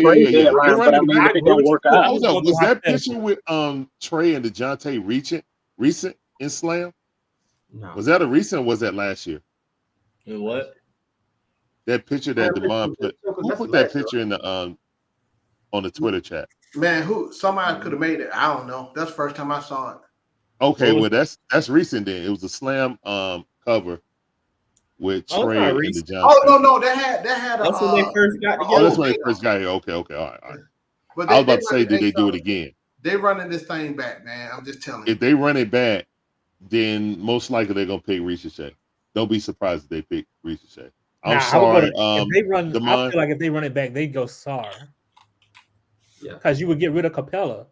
Not if they're worried about his offense. The entire front office went over there to France to watch this kid play. Since he didn't come we also but they said they worried more about the front court. He's the only one playing right now, so why wouldn't they? And I'm gonna say another thing real quick. I mean, the combine was still going on. Don't be and surprised. they left the combine. Don't be yeah, surprised. that's what I was about to say. Like, him. it was the time that it happened or whatever, I think, too, or whatever. Yeah, so, they left the combine to go see him. But I guess that let you know they only looking at 2 players for that top pick. But they weren't. But was Sarr in the combine though, right? Yeah, Sarr was at the combine. Klingon, Edie, he was there all for them. like a day or 2, right? Well, the main thing is Sarr, so they weren't there basically for all of Sarr combine workout. They went to go, see that. But yeah, I mean, they always was playing games. They always was playing games throughout the entire 4-day, event.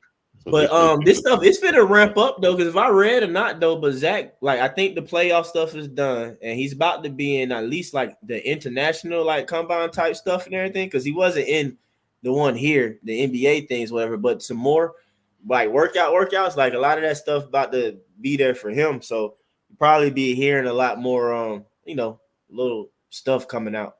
Okay. Probably. Well, I mean, I'm waiting to see it. I wanted to see him play against his peers. Is he's gonna that would have helped me feel better about it. But yeah, I just think that if we draft Ricochet, we're definitely. I mean, that's why I'm learning how to say his name. So the improvement areas for Sarr though, so far as is his post defense / rebounds and defensive rebounds. Which it would, because I mean he's 19 and his body's not fully developed yet. So. Yeah, his 3-point shooting was one as well. So like the offense part. I mean, what I saw is some highlights. I'm trying to see if they get to saying it as an improvement area though. I did kind of notice what Matt was saying. I didn't notice it beforehand, but once he had said, I heard him say that earlier, looking at some few plays. I mean, he scored, he finished, but it was like, like lay-ins, like over the top of folks. Not like ideally with his frame and size and stuff. I want him like that's like two hands on top of people like every time, bro. You know what I'm saying? He Like, he ain't no I saw Sarr do that. Like you under the basket, Sarr get ahead of steam, he dunking on you. I'm saying, but that's what I'm saying. I didn't notice until Matt said, because that's why but I did see some plays where he did score. It was times like that, like he going and the guy's under the rim and he's like more. It's like a late. Maybe he just, as long as he scored, Mike, I don't care. Yeah, as long as he score. Mike, if you look but they at probably go ahead, Mike. Oh my bad. I was gonna say like the offensive rebounding. Some things you can't teach, like that offensive instinct to catch it and dunk it. You know what I'm saying? Those type of things, man, you really don't teach that. You either have that in you or not. You know what I'm saying? Anticipation, studying your teammates and stuff like that. Yeah, it's random, but if that can be a skill and stuff like that, like I seen him dunk on folks. Like I looked at enough film finally, I think a week ago. But he don't have no problem going over somebody's head under the goal, coming to the goal, or whatever. So I ain't seen that as a problem. The next thing is finishing but then the next thing is finishing consistency. But that's the thing, though, that you gotta when you extrapolate now and they saying that no man, we need to put that in the title. Y'all need to edit the title. Extrapolation.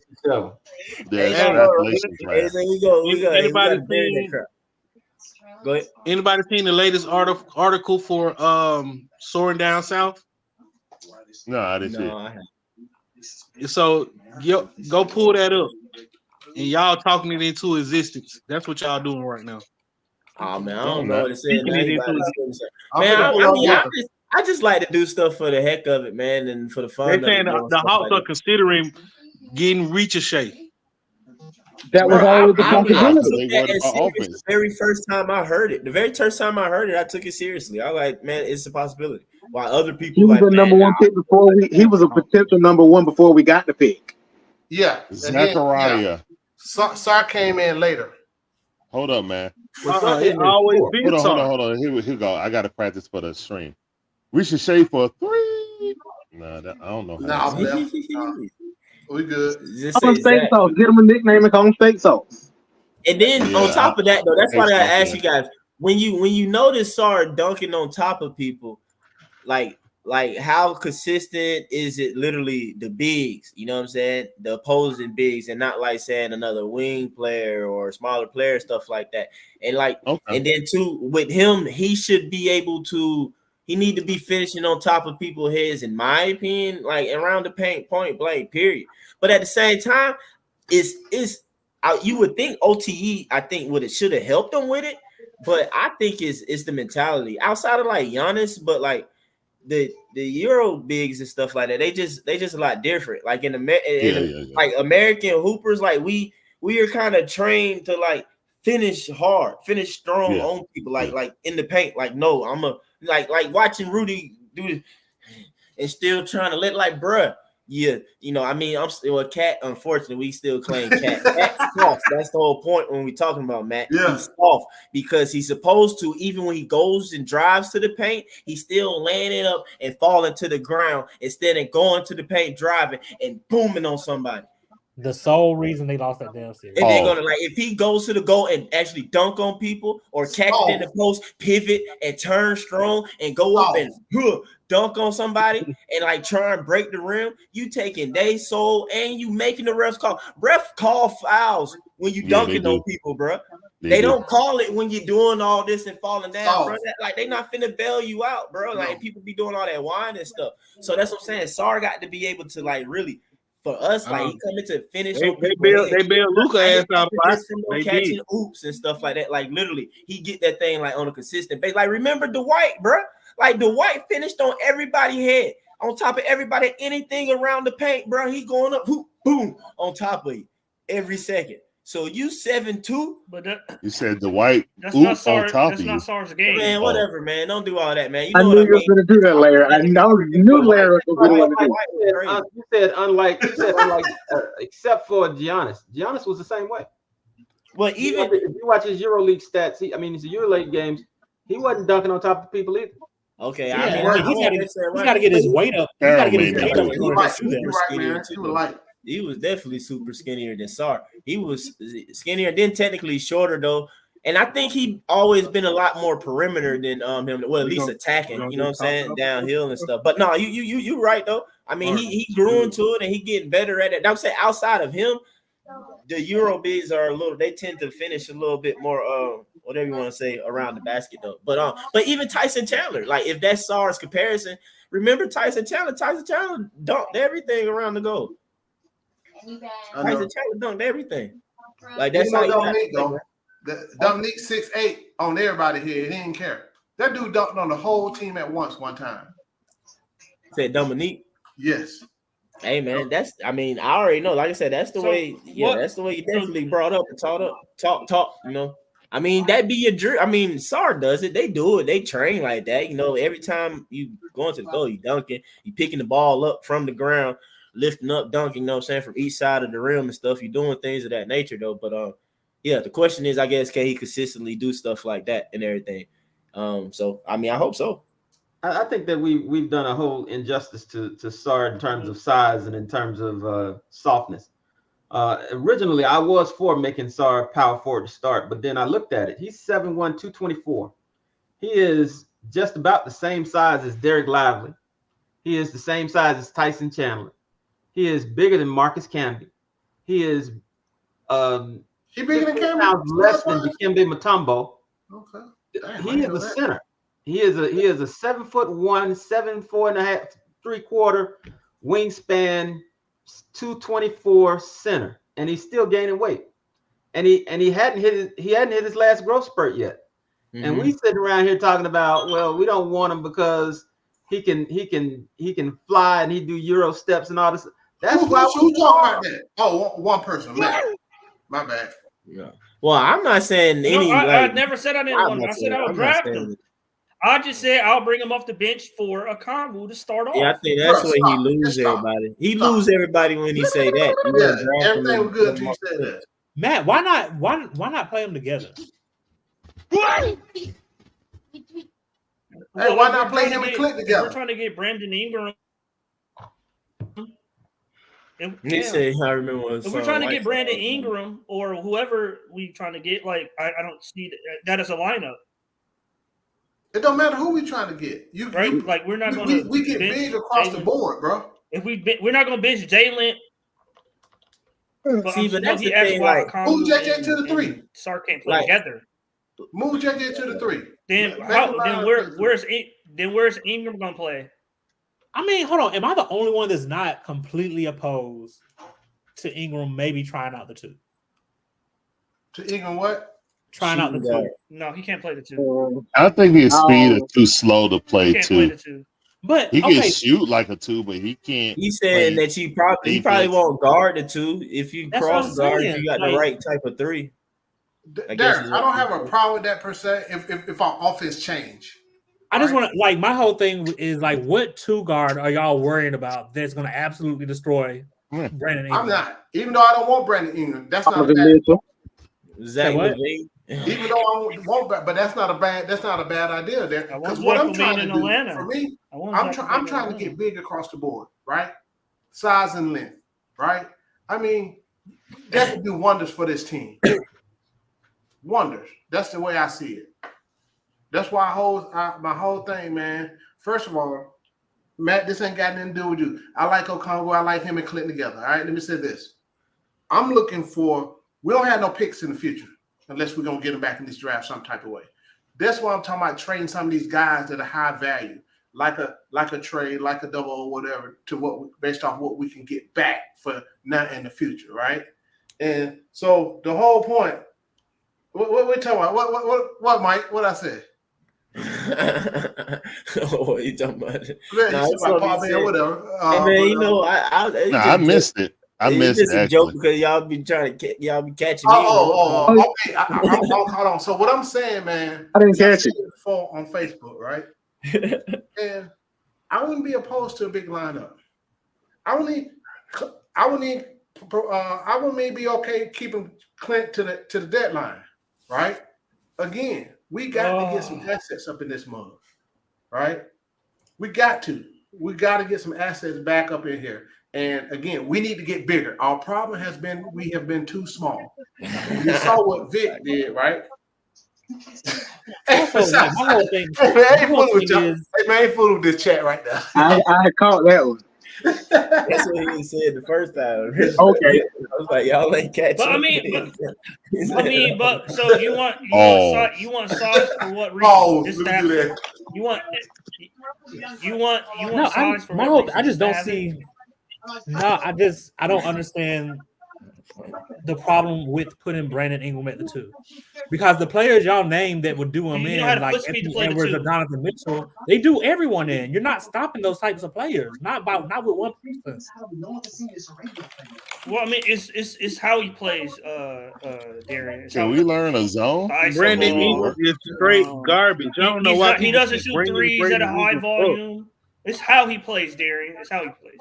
Matt, Brandon Ingram is garbage, bro. Mm-hmm. Stop it. Y'all don't want to see. No, I won't say Brandon Ingram. I wouldn't go that far. Thompson then lost it, man.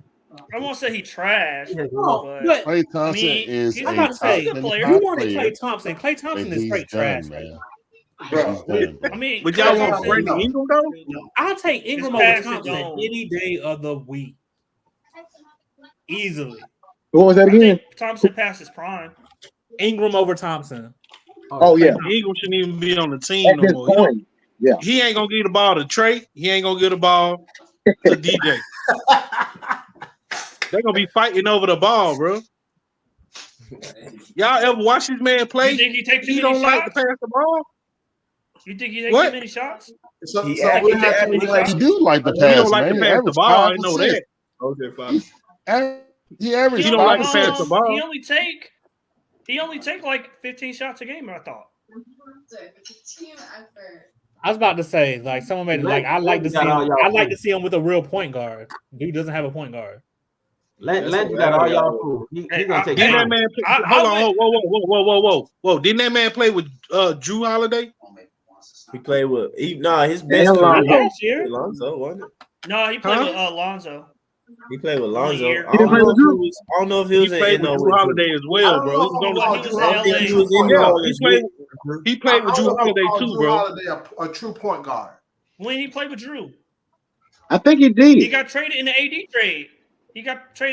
trade. Oh yeah, okay. I don't know if they were in New Orleans together necessarily. He came to New Orleans when Drew was there in the AD trade, bro. But So Drew's they not played a for a year? true point guard though. I mean, half a year. Drew played 2 years there with Brandon Ingram there. I know he played with Lonzo. I didn't know he played with Lonzo Ball. All them came in the Laker trade. So that must have been what, 2020? I don't know, bro. Nope. Okay, what's the real I point know he guard? played with Lonzo. I just don't remember Drew. Hey, real quick, let me say something. Hey, chat, please smash that like button. Man, we got a whole bunch of folks watching this, man. Smash that like button, man. So what year? What year? Let me see. It wasn't 2020. It must have been 2019 then. I don't remember that. Somebody got some background noise playing TV or something. Okay, yeah, you're right. It was 2019. But again, Drew is not a true pure point guard. You were okay. 2019. They had JJ Redick, Drew Holiday, Lonzo. That's a nice squad. They had just drafted. They had JJ Redick. They had Zion. Well, that's a nice squad. They couldn't get it done. They only won 32 games. Let me see. I'm for the chat. I'm speaking of Brandon Ingram with the braids going to the back, who's playing for the he still only for the New Orleans. Thanks to New Orleans Pelicans right now. He still only took 17 shots. That's what DJ took more than that. What does that matter? 24 points a game. But what that matter? What No, does that matter? he said he doesn't pass the ball. I'm saying he took less shots than what DJ took with Trae. So how are we gonna get Brandon? He averaged 24 points a game. The supposed trade Marion would be DJ and add in AJ or what a game, 24 points a game. Brandon Ingram. And he averaged 24 points a game. 24 a game on 7. I don't think that high level because 24 points a game on 17 shots. Yeah, I'm not so high on them, and you're gonna have to break the bank. That's the only thing is probably with the trade is that I like Ingram. I just don't know if I $45 million like him. No, Ingram's not. I don't think anyone would give Ingram a max contract right now. How many years he been? What's a match for him? 45 to 50, something like that. Shit, no, I'm not giving it to him. My problem is he's in the last year of his contract. We're gonna have to re-sign him. Mm-hmm. He's injured a lot. But the real question is, does he put us at a championship level? No. That's why I keep saying we ain't finna do. I mean, I don't think anybody does by themselves. I got a Matt question real quick. I got a Matt question. Nobody available. Matt, you hear me? So they say he's eligible for a 4-year, $208 million deal. 4 years, so that's like 50. Ooh. That's like 50 some now play on week now. 50, that's not for us though. That's for New Orleans. You're right, Matt. What's up? Okay. Hey, let Mario had something. Matt, so you got Brandon, you bring in Brandon Ingram, right? And now you got Brandon Ingram on the team. You got to sign OO. Who do you keep? Gotta sign OO. What? Sign who? You got to sign. You got to sign. Oh, did Double O already do a contract? Contract start this year. He's already signed. Oh, my bad. New contract start this year. Yeah, Landry got that done for the cheap. No, he got paid. He got backup money for a backup. There you go. Exactly, Pharaoh. Matt, the problem with O is that I would prefer he hasn't played more than 55 games in only one season. In only one season, he's played more than 55 games. He stayed. Wow, that's everybody get hurt, Marion. Bro, but he gets hurt a lot. If he's been in the league 4 years and only one of those years he's played more than 55 games, think about that. And plus, he got a toe injury that won't heal. So wait a minute. So, wait a minute, Matt. That means he had 3 injuries. That means he had 3 injuries. You had a problem with OG because of injury. Mary, you act like he's been in the league 6 years and he chronically hurt.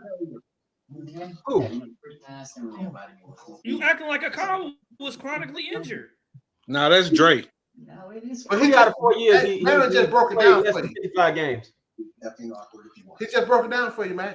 That's all I'm saying. Okay, so you don't want OG Anunoby's not a good player? He been hurt chronically. That ain't what he's talking about, Matt. He's saying he hurt all the time. He only finished 1 year over what, 55 games? 1 year. 1 year. I got what he said. But why you asking another question all over the league who's hurt? Fit your narrative though. Embiid's hurt all the time. We're not talking about Embiid. Embiid's 7 feet, 300 pounds too. Everybody get not everybody. A lot of players get hurt. That has nothing to do with us. We're talking about Double O. A Conwell's injury. A Conwell's injury history. It's not even a history. A Conwell's injuries are not. Man, did you not hear what Marion just said? It's not even an injury. Repeat that again. Just I heard what you said, but played more than 55 games once. And that's not an injury issue? I mean, Come on, man. when he came in, Technically, he was injured when we drafted him. Yeah, he was injured.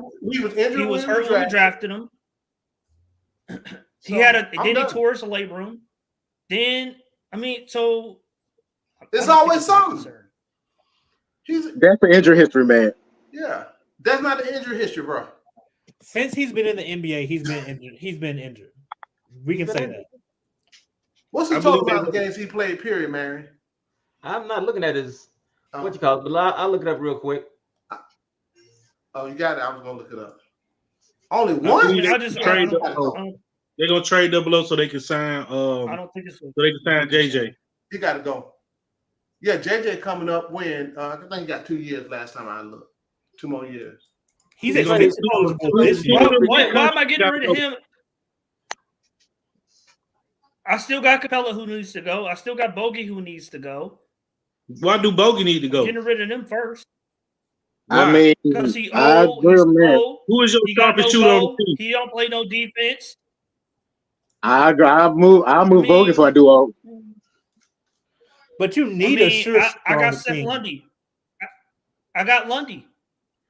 I agree, Matt. I think Seth Lundy can potentially be that, but right now I haven't seen it just in G League. I don't know we what got one more year before we had to before the last season we got to do something with JJ. So I agree with that. Right. I agree with that. He's a much better defender, and I think he could give you equal shooting. But you don't know that. You think, but you don't he's know. a much better rebounder. Who? We're talking about Seth Lundy. Okay, yeah, he projects. Seth Lundy might be better defensively. Yeah, I agree with you on that, Matt. So but you can't project his offense like Bogey's, man. That's a stretch, right? So this is what I keep talking about. When I go on the trade train, it ain't personal because you got JJ gonna be coming up. If he ball out this year, he about to get paid. He's getting paid either way for it. No, I'm talking about getting paid. Why you worried? He's getting paid, but I'm talking about paid. We have it. So the other team got their eye on JJ, boy. They want him, boy. If they can't sign him, they're gonna try to get him. We got his JJ. No, they keeping JJ. We got his bird. We got his bird rights. It doesn't matter. You still got to pay the kid. Yeah, I think we could probably get him paid before the season starts. You want to get? Yeah. Nah, I'm about to say you hope he can. You hope he'll take a contract before the season starts. Yeah. If he doesn't, I don't think so. Wow. I don't blame. I mean, given it, he might take it. He might. Nobody thought that. Depending on what they offer. When everybody talking about him now, I would not take that. He ain't taking that contract. Nah, his agent won't let him. Even if he wants to. His agent... Hey, he would clutch too. It ain't happening. Oh, it's your deal though, right? He would clutch. Oh yeah, that's definitely. You remember they put on that pre-draft showcase? That dude's whole chest was in the rim. Well, I seen it in person when he was in high school. But yeah, so you got that. You got so see, here's the problem, man. So 24-25. All right, they already picked up the club on AJ Griffin. They picked the club. So they picked the club off on that. Last time I looked, they didn't. So AJ Griffin. Yo, what is AJ Griffin an asset at this point in time, or is he just someone on the team that we need to get rid of? Man, we need to be traded, man. Whatever's going on, another wasted first round pick. Just to be fair, I didn't know who what his personal reasons were. Now that I know, it ain't no bro. They made that up. It's something going on with him and Quinn. I thought his nephew or something died. Yeah, I mean, yeah, that too. But if you saw when every time Quinn wouldn't even stick him out there in garbage time until like toward the end of the season. And when he got there, he ain't passed the ball. He just started shooting like I'm just whatever. Something going on, man. I can't blame it on no personal issue. Cujo said it was Beyonce. He said Quinn a member of the Beehive. He's not a movement shooter. Quinn a member of the Beehive. He took that thing first. That's the problem. He what, Matt? He's not a movement shooter. He can't. He don't fit our system. He plays zero defense. That ball like a black hole. And he Yeah, I knows agree. that. Hey, Cujo, he the Beyonce called Tony Russell and said, "I ain't never coming to Atlanta to do this show inside the State Farm Arena." Have mercy. No, but seriously though, if he works on his defense and we give him a look, because we saw what he can do his freshman year, his first year. That's why they sent him down to that's why they sent him down to the G League. Yeah, I think you need. I need to. Some of that pride got to go. He can hit open shots. That's what he can do, right? No doubt about that, right? And that, don't forget that floater. He can hit that floater too. Yeah, I didn't think Highland that in the first place, but when you look I mean, technically, he can stay on the bench. Man, defense is atrocious. I mean, it is horrible. I pointed that out when he got drafted. I pointed that out when he got drafted. Yeah, not there too. I mean, to be honest, we should just move on from the kid. We ain't doing him no favors. He ain't doing us no favors. Just another failed wasted. Another wasted pick. What? He was 18 this year. He 18, right? He 19. He just turned 19.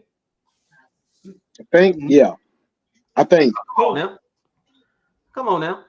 If he just he's a good shooter now. He's a good shooter. He's a good open creator. No, he's I think he got more game than we give him credit for. No, he do, Mary. I give him because he's a great offensive creator. But he's 20. He'll be 21 this year, Mary. Oh, he'll be 21. Oh, damn, I thought he was 20. I mean, look, I'm not saying I wouldn't trade him. I'm just saying he can stay on the bench if needed. I'm not opposed to trading. It shouldn't matter that much.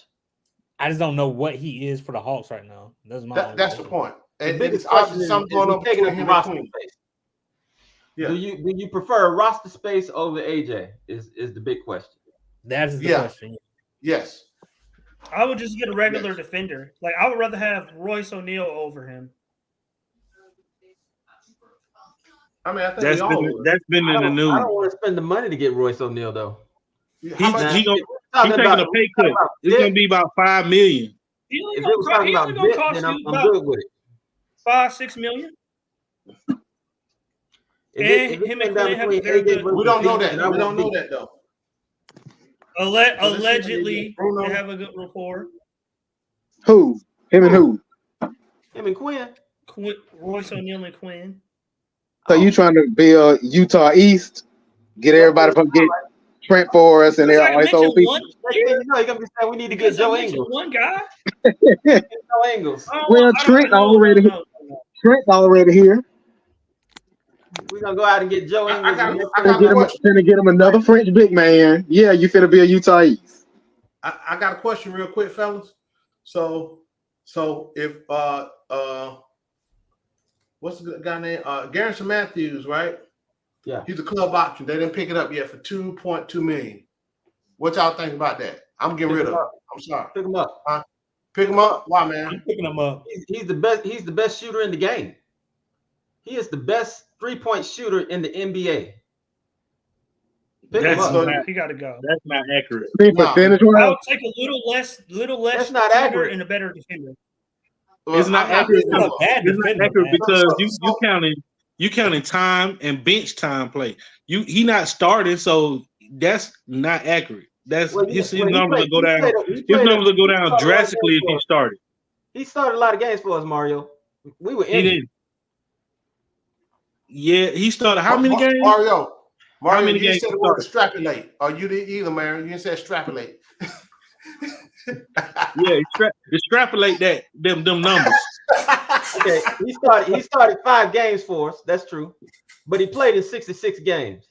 Hey man, I'm on this. I don't count that, Mary, because some games he didn't take any threes, and there's so many attempts, and I don't count that. The math on that is like 2.9 3-pointers a game, and he shot 44%.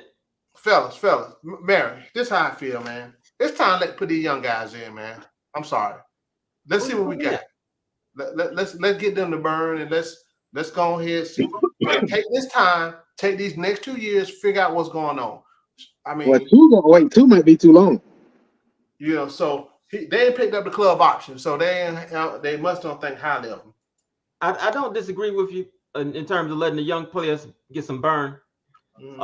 My proposal is we trade Bogey for the 12th pick. Oh, I'm with that all day. And get Oklahoma City. Yeah, who would you get? Who would I get? Another big. Who would I get? Khalil Ware. Yeah. I can get Castle if he's there. I can get you want another guard? Some of those small forwards that they got in the draft. I want some big dudes. Yeah, they got a couple. Well, my whole thing is I'm Hold trying on, to be pause, as just in case somebody says something stupid. Pause. Whatever his name is, we can get. I'm just trying to be as realistic as possible, man. Like Quinn, unless he breaks script at 60 years old, he does not. I mean, he hasn't played a too big lineup in a long time. Like I don't care. He got to change his culture. But you don't think that's I wanted Nate to change his ways. Like NBA's changing. I got a terrible feeling Quinn on G League our first round pick, bro. But even Quinn, what he talk about all the time, Darian, he talk about pace and space, 5 out, 0.5 mentality. That doesn't sound like two bigs. But look at the teams that are left, though. That doesn't work. And let me tell you how pace Boston and space. plays one of the best 5-out alignments in the NBA. We're not Boston. We're not Boston. Here's the thing. Boston got like movement and people move will create pace and space. People can't move faster than the ball, period. It's that simple. You don't need a shooter to create space. I don't know why everybody think you need somebody to shoot to create space. Move the freaking ball. People move. That will create space. I mean, you got to have gravity though, Foot. You got to have guys who suck up oxygen and defenders. Like you saw what the offense looked like without Trae when we had nobody to create gravity. It was terrible. Because guess what? Guess what? What happened when Trae was out? Yeah, that's what I'm talking about. It was terrible offense. Differently. But no, Quinn coached differently. Then when Trae got back in, he started coaching that stupid way. I pointed it out. You had more ball movement than people movement. One thing, Pete. One thing, Foot. You can have ball movement and people movement, but if nobody's afraid of the people that's shooting the ball on the outside, they're just gonna pack it on in and force you to shoot. But guess what? Guess what, Marion? You know, when you have people moving ball movement, the defense got to move. Right? Not if it's not a threat out there. If there's a threat, the defense got to move. But if they know that dude out there is self-check, they ain't going out there. For example, if you have Rudy Gobert out by the 3-point line. Hold on, Mary, but my point is you don't have to see that's what you're thinking. You got to have a threat to shoot. No, if the people move, if we cut more to the basket, stop this ISO stuff, they're gonna have to play defense. We don't make nobody play defense. That's our problem. What I'm saying is there's no outside offensive team. But man, the 5 out. What happens on 5 out with us? We just understand. You gotta have shooters to have a 5 out. I'm not a big fan of 5 out.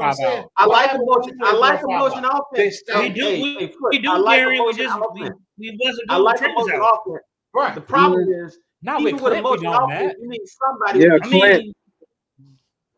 Even with a motion offense, you need somebody. It's impossible to run a 5 out. I'm a proponent of what Lenny Wilkins had. But when he was out the game. Hold on, man. Go ahead, man. They can shoot. You need to have some shooters. Say it again, man. Like I said, I like a motion offense. I'm all for a motion offense, but even in a motion offense, you need somebody who can shoot. When Lenny Wilkins was here and he ran his motion offense, part of what made it work is that he had Craig Elo that he can put out there.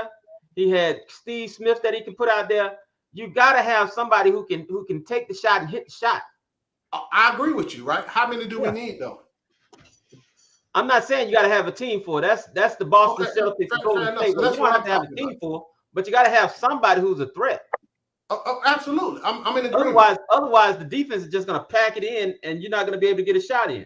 Right. So, but my whole point, yes, somebody's going to be a threat on this team as always, right? But what I'm also saying is that when we keep dudes honest, right? Because we don't cut to the basket or nothing, right? We might do a pick and roll, we do a lot of ISO, but as far as from emotion, we really don't be running it. And you have to make them. If everybody moving at the same time, right? I know we ain't Golden State, right? That's just downstream. That's what they do. We ain't Golden State. We ain't gonna try to be. But a little bit, I've seen in games when we have more movement, we get easy buckets. At the buckets or mid range too as well. So don't sleep. I don't want us to rely just on the three. Is what I'm saying. So when I seen it work, I seen it work with this team, and we getting shots all over the place. That's my point. I agree with you. You do have to have somebody to knock it down when you need to. Absolutely. I mean, I think we're talking about the same thing for the most part. You're correct. Now, the other thing about when we have been successful, we've been successful mainly when we speed up in transition. If Trae is not pounding the ball and we just get the ball and go, we are a much better team. Absolutely. I'm glad you brought that up. That's one of the things that we don't do well. And you got, here's the thing. People clown Clint, but Clint is the first. He's a rim runner. He's one of the first people to get down that floor damn near every time. And we don't, I mean, like, we just be bull jiving. Again, we're young. Get that ball out and let's go, man. That be pissing me off. Get it and go. You got JJ. I mean, come on, bro. You got people to run the wing, man. We got athletes. I think we saw a lot of that after December. We was doing a lot more running than we did before December of this year. I wasn't even paying attention. I was just getting pissed off because we didn't do it much.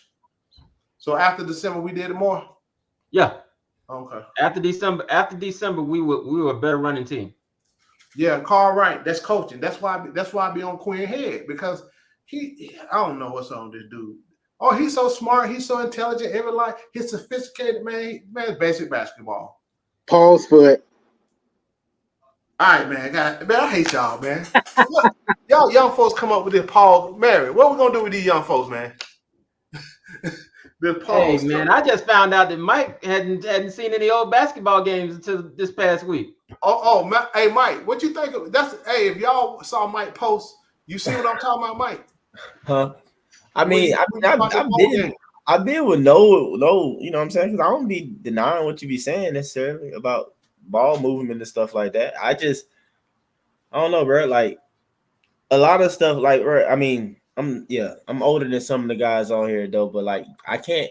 Some people do it, but I don't speak on pretty much basketball before 2000. You know what I'm saying? Like before 2000, yeah, I watched 90s basketball, but bro, I was a kid, man. And like, everything was great. You know what I'm saying? Everybody seemed good, and I can't say that I fully understood what it is that I'm watching or whatever. But like, I know around the time that I entered high school and stuff like that, I was more able to kind of like understand fully what it is that I'm taking in.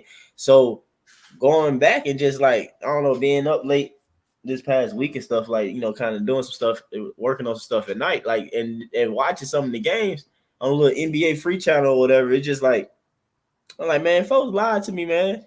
Especially like the eras that's beyond the 90s. It's like I'm watching what I think it was Neek when he dropped 54 in the Omni or whatever against Boston. This was like 88, I think. He did that, watching that game. Now I even watched like 77. It was like Philadelphia versus Portland. And either way though, in all these eras watching or whatever, I'm like, man, these folk playing fast, bro. Like the pace is fast. They getting up and down the court. The difference is just the ball is literally moving. The ball is literally moving, and people are literally moving. And what you were saying, like at the same time, is like, no, like literally, people are moving at the same time. You know what I'm saying? So therefore, it's like, and that's the way it was. Like you fundamentally, you're taught that the ball move faster than, you know, the body. So people, and I know a lot of times, and that's from my old concept, because I say it all the time when I be talking about with Trae and stuff like that, and I be like, bro, like today's guard stuff, your wing players, basketball is designed for them to get the ball.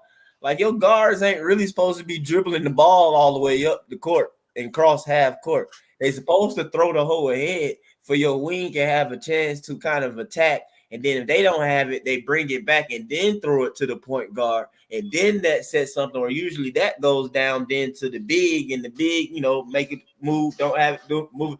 But everything was just quick. Like people, they'll get the ball, it's a move, or even a lot of times the pass, they look for the pass first and then it's the move, you know, especially when I was watching it in the 70s. The 70s games, I can say that they literally was looking to pass first. Everybody who got the ball is almost like the first look was like for a pass, because literally everybody was moving.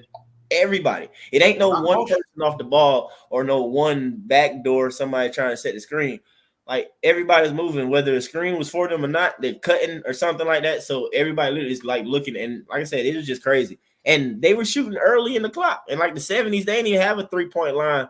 And you see, I mean, of course, the bigs weren't shooting that far out, but you can tell it's like if it was a 3-point line, I mean, they'll easily be shooting 3-pointers because you're already shooting these deep twos, and there's no doggone 3-point line out there. It's almost like, what's the point of even to shoot that anyway? But they were taking it. So, like I said, bro, it's just clear that the NBA figured out how to make more money, basically. And it's like, all right, you want to kind of focus on certain players and open the game up to where they can, kind of just, it's this one-on-one style.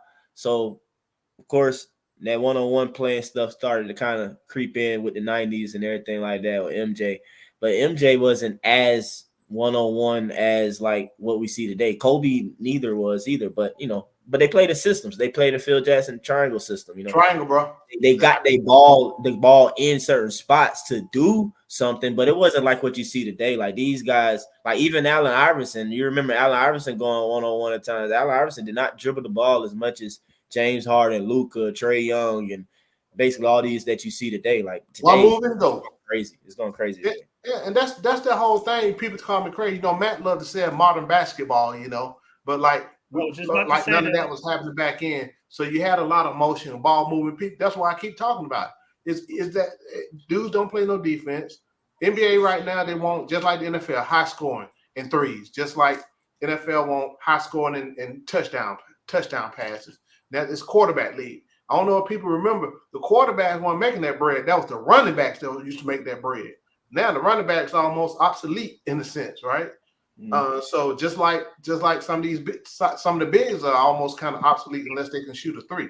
I mean, that's just what it is. I mean, it's marketing, man. This is what they want. It's entertainment, man. It's not pure basketball.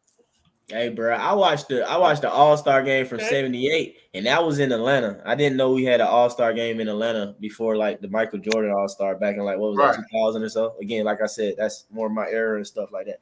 But that was in '78. Hey, no lie though, man. Hey, these folks was out there fouling like it was a regular season game, the All-Star game. Like Rick Barry fouled out in the fourth quarter. Dr. J got on with a little move where Rick Barry fouled out. I was laughing. Like, this man fouled out in the All-Star game. Bro, they used to compete, man. It ain't none of this stuff. Yeah, it used to be serious. They used to compete. They did that in the 90s too. This segment of Get Off My Lawn was brought to you by Mike. What did you think? I mean, it was beautiful to watch, man. I mean, it was refreshing to watch. It was crazy. I was watching Mike Bibby dad when he played with Dr. J in Philly. He was on that 76. They play some defense now. People would actually watch. Yeah, Mike Bibby dad was out there playing some defense, man. I saw him out there like that. I like, why Bibby ain't played no defense? His dad played defense. Like, what in the world? What you were saying, Matt? I was saying this segment of Get Off My Lawn was brought to you by Mike. Man, it's man, why you hate? Don't want to appreciate basketball. He ain't no real basketball purist, man. This modern basketball is nothing happened. It was boring. I'm glad you saw it, Mike. That's what I be talking about. It's just they just doing dumb stuff now. It's just right. Like it makes me mad when I see them do a step back. A step back is a step back. One step back. People be doing 3-4 steps back and or to the side. Like that's walk. That's walk. That's a travel. That's a travel. Not they changed the rules now. And see, they reworded it. Yeah. Hey, a gathering step. Man, get out of here with that. Hey, I watched basketball back in the day. Hey, do any of y'all know if Bogey's gonna be playing in the Olympics?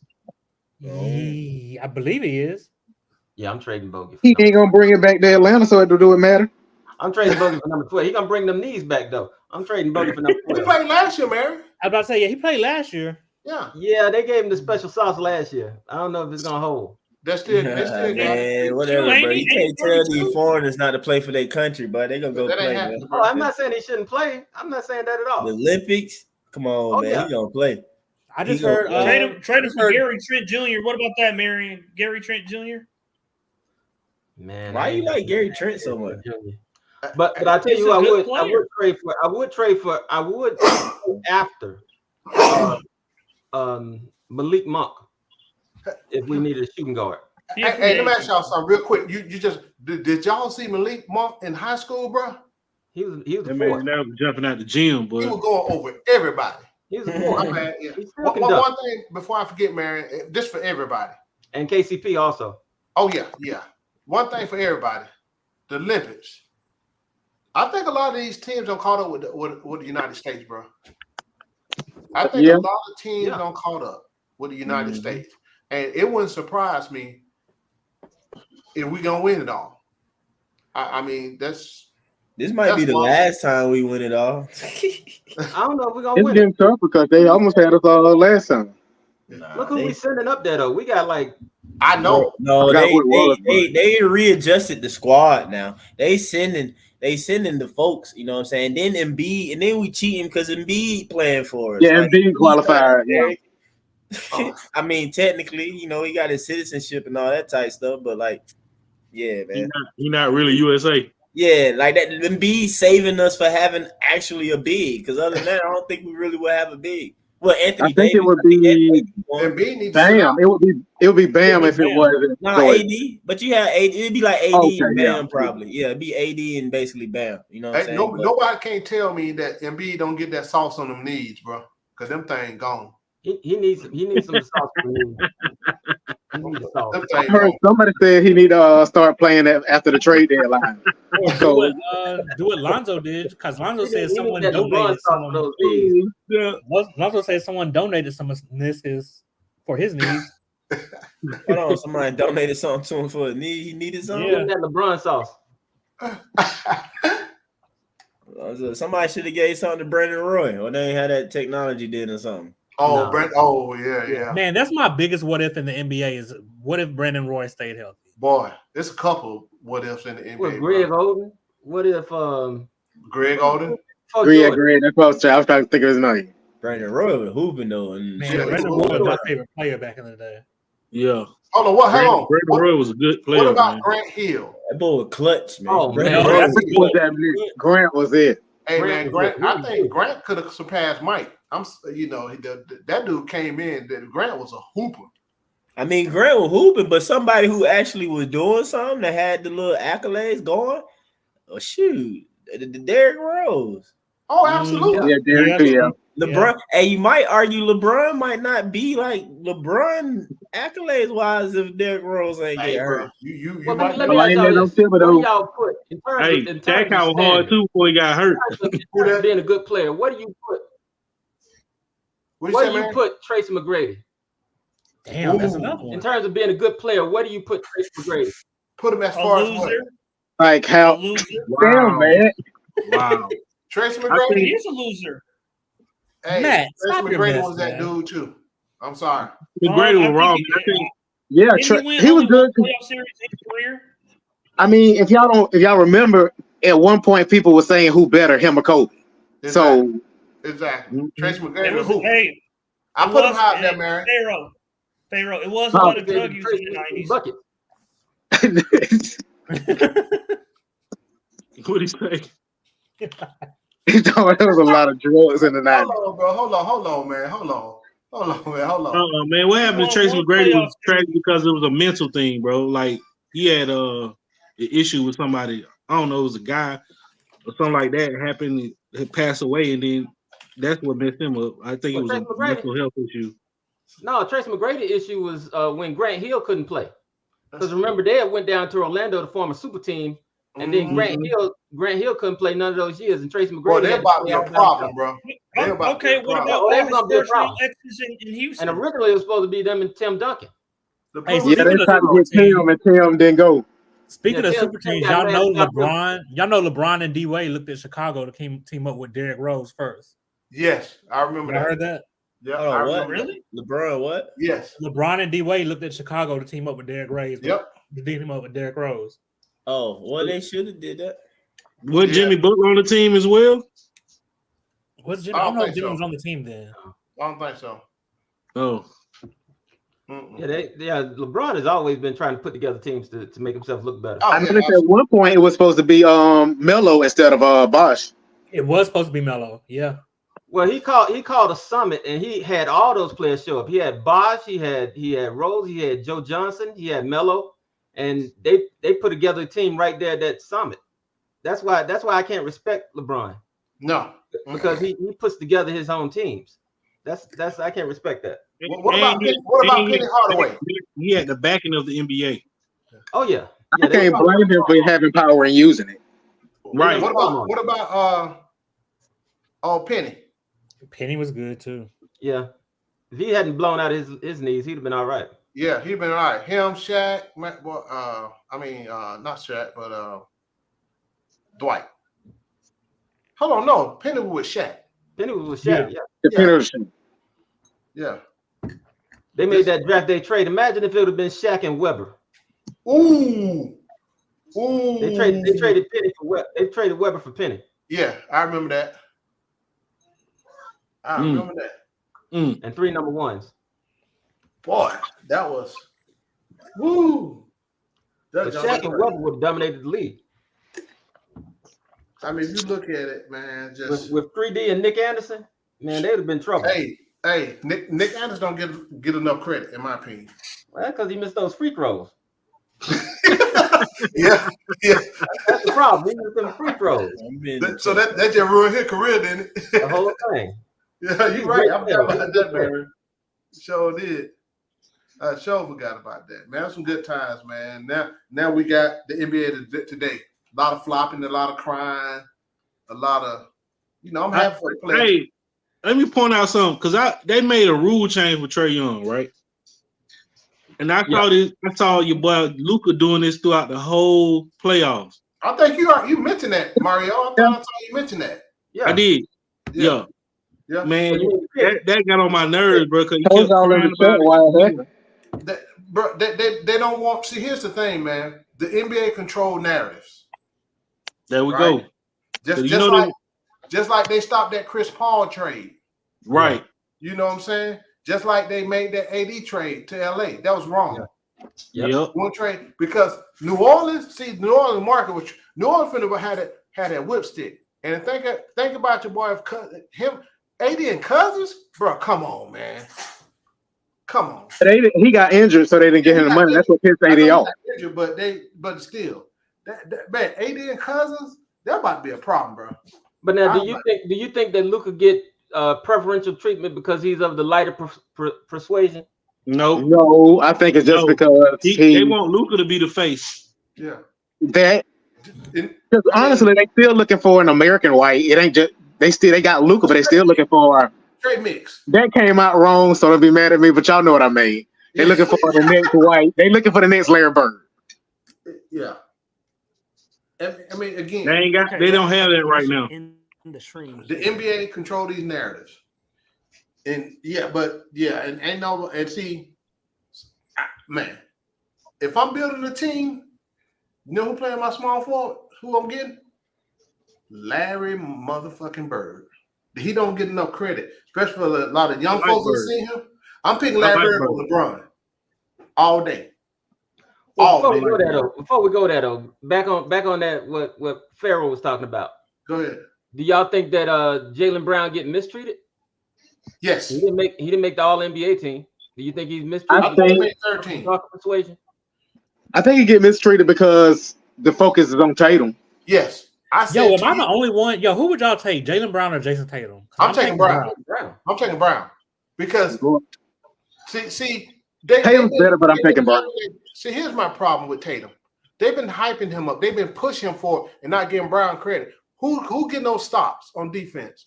Who helped them get to where they were a year ago, 2 years ago? He wasn't getting a lot of credit for what he did. They always make him second fiddle, right? I'm taking. They still wanted to trade him after last year. Yeah. I'm taking Jaylen Brown. I've been happy. Yeah, I'm taking Jaylen Brown over Tatum. Tatum soft, bro. I'm sorry. I wish y'all stopped with light skin narratives, bro. my bad, Mario.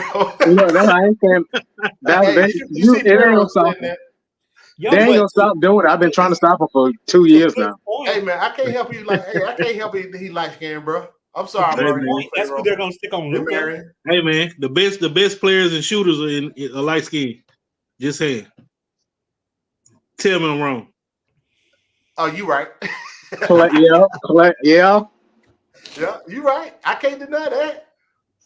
You like that's those mixed breed boys that running the NBA now. You know what I'm saying? Yeah. Yeah. Thanks, Steph Curry.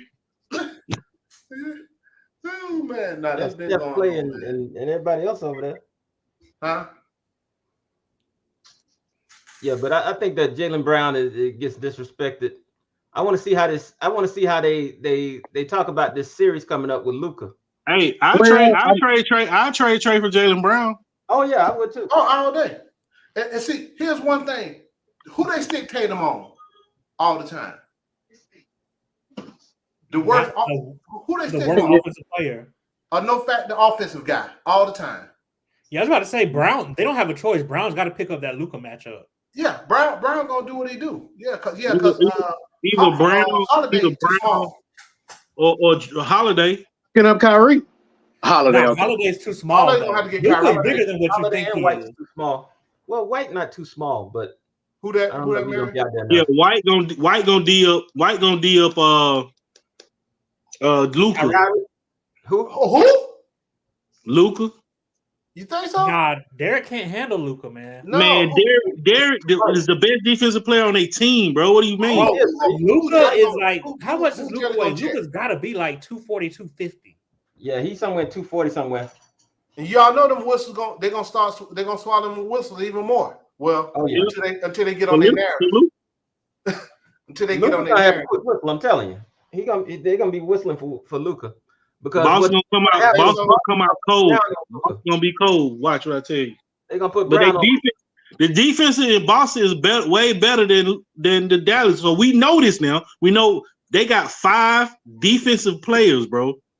Yo, hold on. Now. They just beat Dallas. Now just beat Minnesota. Minnesota had the number 1 ranked defense. And y'all right. Something about the narratives of the NBA. They did bring this Dallas versus Boston because you got Kyrie who played for Boston, and you got Porzingis who played for Dallas. Bro, they already hyping everything up, bro. Because come on, man, they didn't want to see Minnesota against Boston. They won't see the new chosen one against Boston. Mm-hmm. Let's keep it 100. And now they put Porzingis in there. He gonna be a liability. Yeah, and who do y'all think is gonna win the series? Because I got Dallas. I got Boston. I got Dallas. I'm leaning Dallas. Kyrie, right now, Kyrie is unstoppable, bro. But we gonna hit the end of it. I do not want Dallas. We gonna hit the end of it, boy. Bro, Mario, it's already over. I don't tell Mary it's already over because he made it to the finals. So you can't take that. He got to reach the finals now. Trae got to reach the finals. Yeah. Whatever team he be on, he got to reach the finals. That narrative would not stop. It's a wrap now. Those two are forever in. I mean as soon as they got traded for each other, that was never gonna stop. And now that Luka in the finals, oh man, you finna hear it all day. I mean, so it's gonna. That's just what it is. Luka didn't go to the playoffs last year. I mean, maybe Trae could go deep in the playoffs this next year coming up. Hey, have to see. Yeah. If he win the Hawks, I hope he do. Kyrie is unstoppable, but I think they're gonna put Drew Holiday and Derek White on him. It's gonna be interesting. Mm-hmm. There we go. He's gonna kill them. Just throw bodies at him, man. I don't think so. I think you got to put bigger people on Luka. But when Kyrie don't score, he's talking about Kyrie willing to get the ball to other people. Man, look, Darius. Darius, Luka fat ass gonna be wanting some air, bro. He ain't gonna be out there all the time. And you putting Derek White gonna work him out, bro. Y'all saying he weighs so much, but that weight ain't gonna be all that backing down and flopping and shit he doing. It's gonna be the finals, baby. Let's go. These defensive guys, bro. I mean, he the logo all the time because Derek White gonna work him out, bro. I'm telling you. Yo, we'll see. I think Derek White's a good defender, but I don't think he's fucking with Luka in the series. It's about who's gonna strap up, bro. Luka fat ass got to play some defense too. But here's what something me and Foot always agree on. Whoever is guarding or whoever Luka is guarding, they got to go with Luka. You can't let him rest on that damn end. Yep. That's what I'm saying. and Derek White gonna shoot, and Derek White gonna get past him. I'm telling you, he gonna work Luka fat ass out. But I'm telling you, White, he gonna have to get his cardio up this game right here, this series. But you know they'll never be able to speed him up. He gonna get somebody in foul trouble probably. Oh yeah, Luka's gonna go slow, and if he doesn't get that foul, he's gonna complain his ass off. Oh, he's gonna be complaining. But the thing about it is that y'all see how many 3-point shots Boston put up the last series? I ain't. Them jokers is shooting 3-pointers. But it's been that way the whole year. That's all. That's Joe. Joe is a more extreme version of Quinn when it comes to that. Yeah, but the difference is he got shooters. He got this shooters. is that's the difference. Al Horford putting up 3-pointers. But Al Horford left here putting up 3-pointers. He became a 3-point shooter here. I mean, so but they got some shooters. Yeah, that's the difference. You know, when you ain't got no shooter, why you pulling it every time you get it? That's what I don't understand with Quinn. I agree wholeheartedly because we don't have those kind of shooters. No, we should figure out how to slash, how to move the ball, and how to get better shots. Get to the paint. Yeah. But see, here's the thing though. See what people don't talk about. He's dependent so much on Clint and them offensive rebounds and rebounding the ball. You see what I'm saying? So they put the numbers together. Somebody I never forget when my oldest was in high school, East Side. All them dudes did, and nobody can shoot but one dude. Everybody shooting. They don't figure it out. If we do this and get X amount of rebounds, then we win, right? Which was true. To the playoff, because I did the game plan for the high school, I said, look, if we rebound, we win. So we were the 6th seed. They were the 2nd seed. We knocked them out. It's just that simple. So that's how they do that. It was East Side and Druid Hills. Druid Hills, okay. Yeah. Hey, Cujo, no Diddy. No, hold on. What Cujo say? What'd you say? Oh, Mario. Oh, what you do? I missed that one. I was saying he gonna work Luka ass out. Oh. I guess I ain't paying attention to that because I should have caught that one. Bruh. Look at Mary don't knock herself off. Oh. You right, Cujo. Paul, God. How we let them get by, fellas? Yeah, I ain't paying attention because I let that one get by. I let a couple of yards get by. Y'all be on me, but y'all let him slip by. That was worse than me.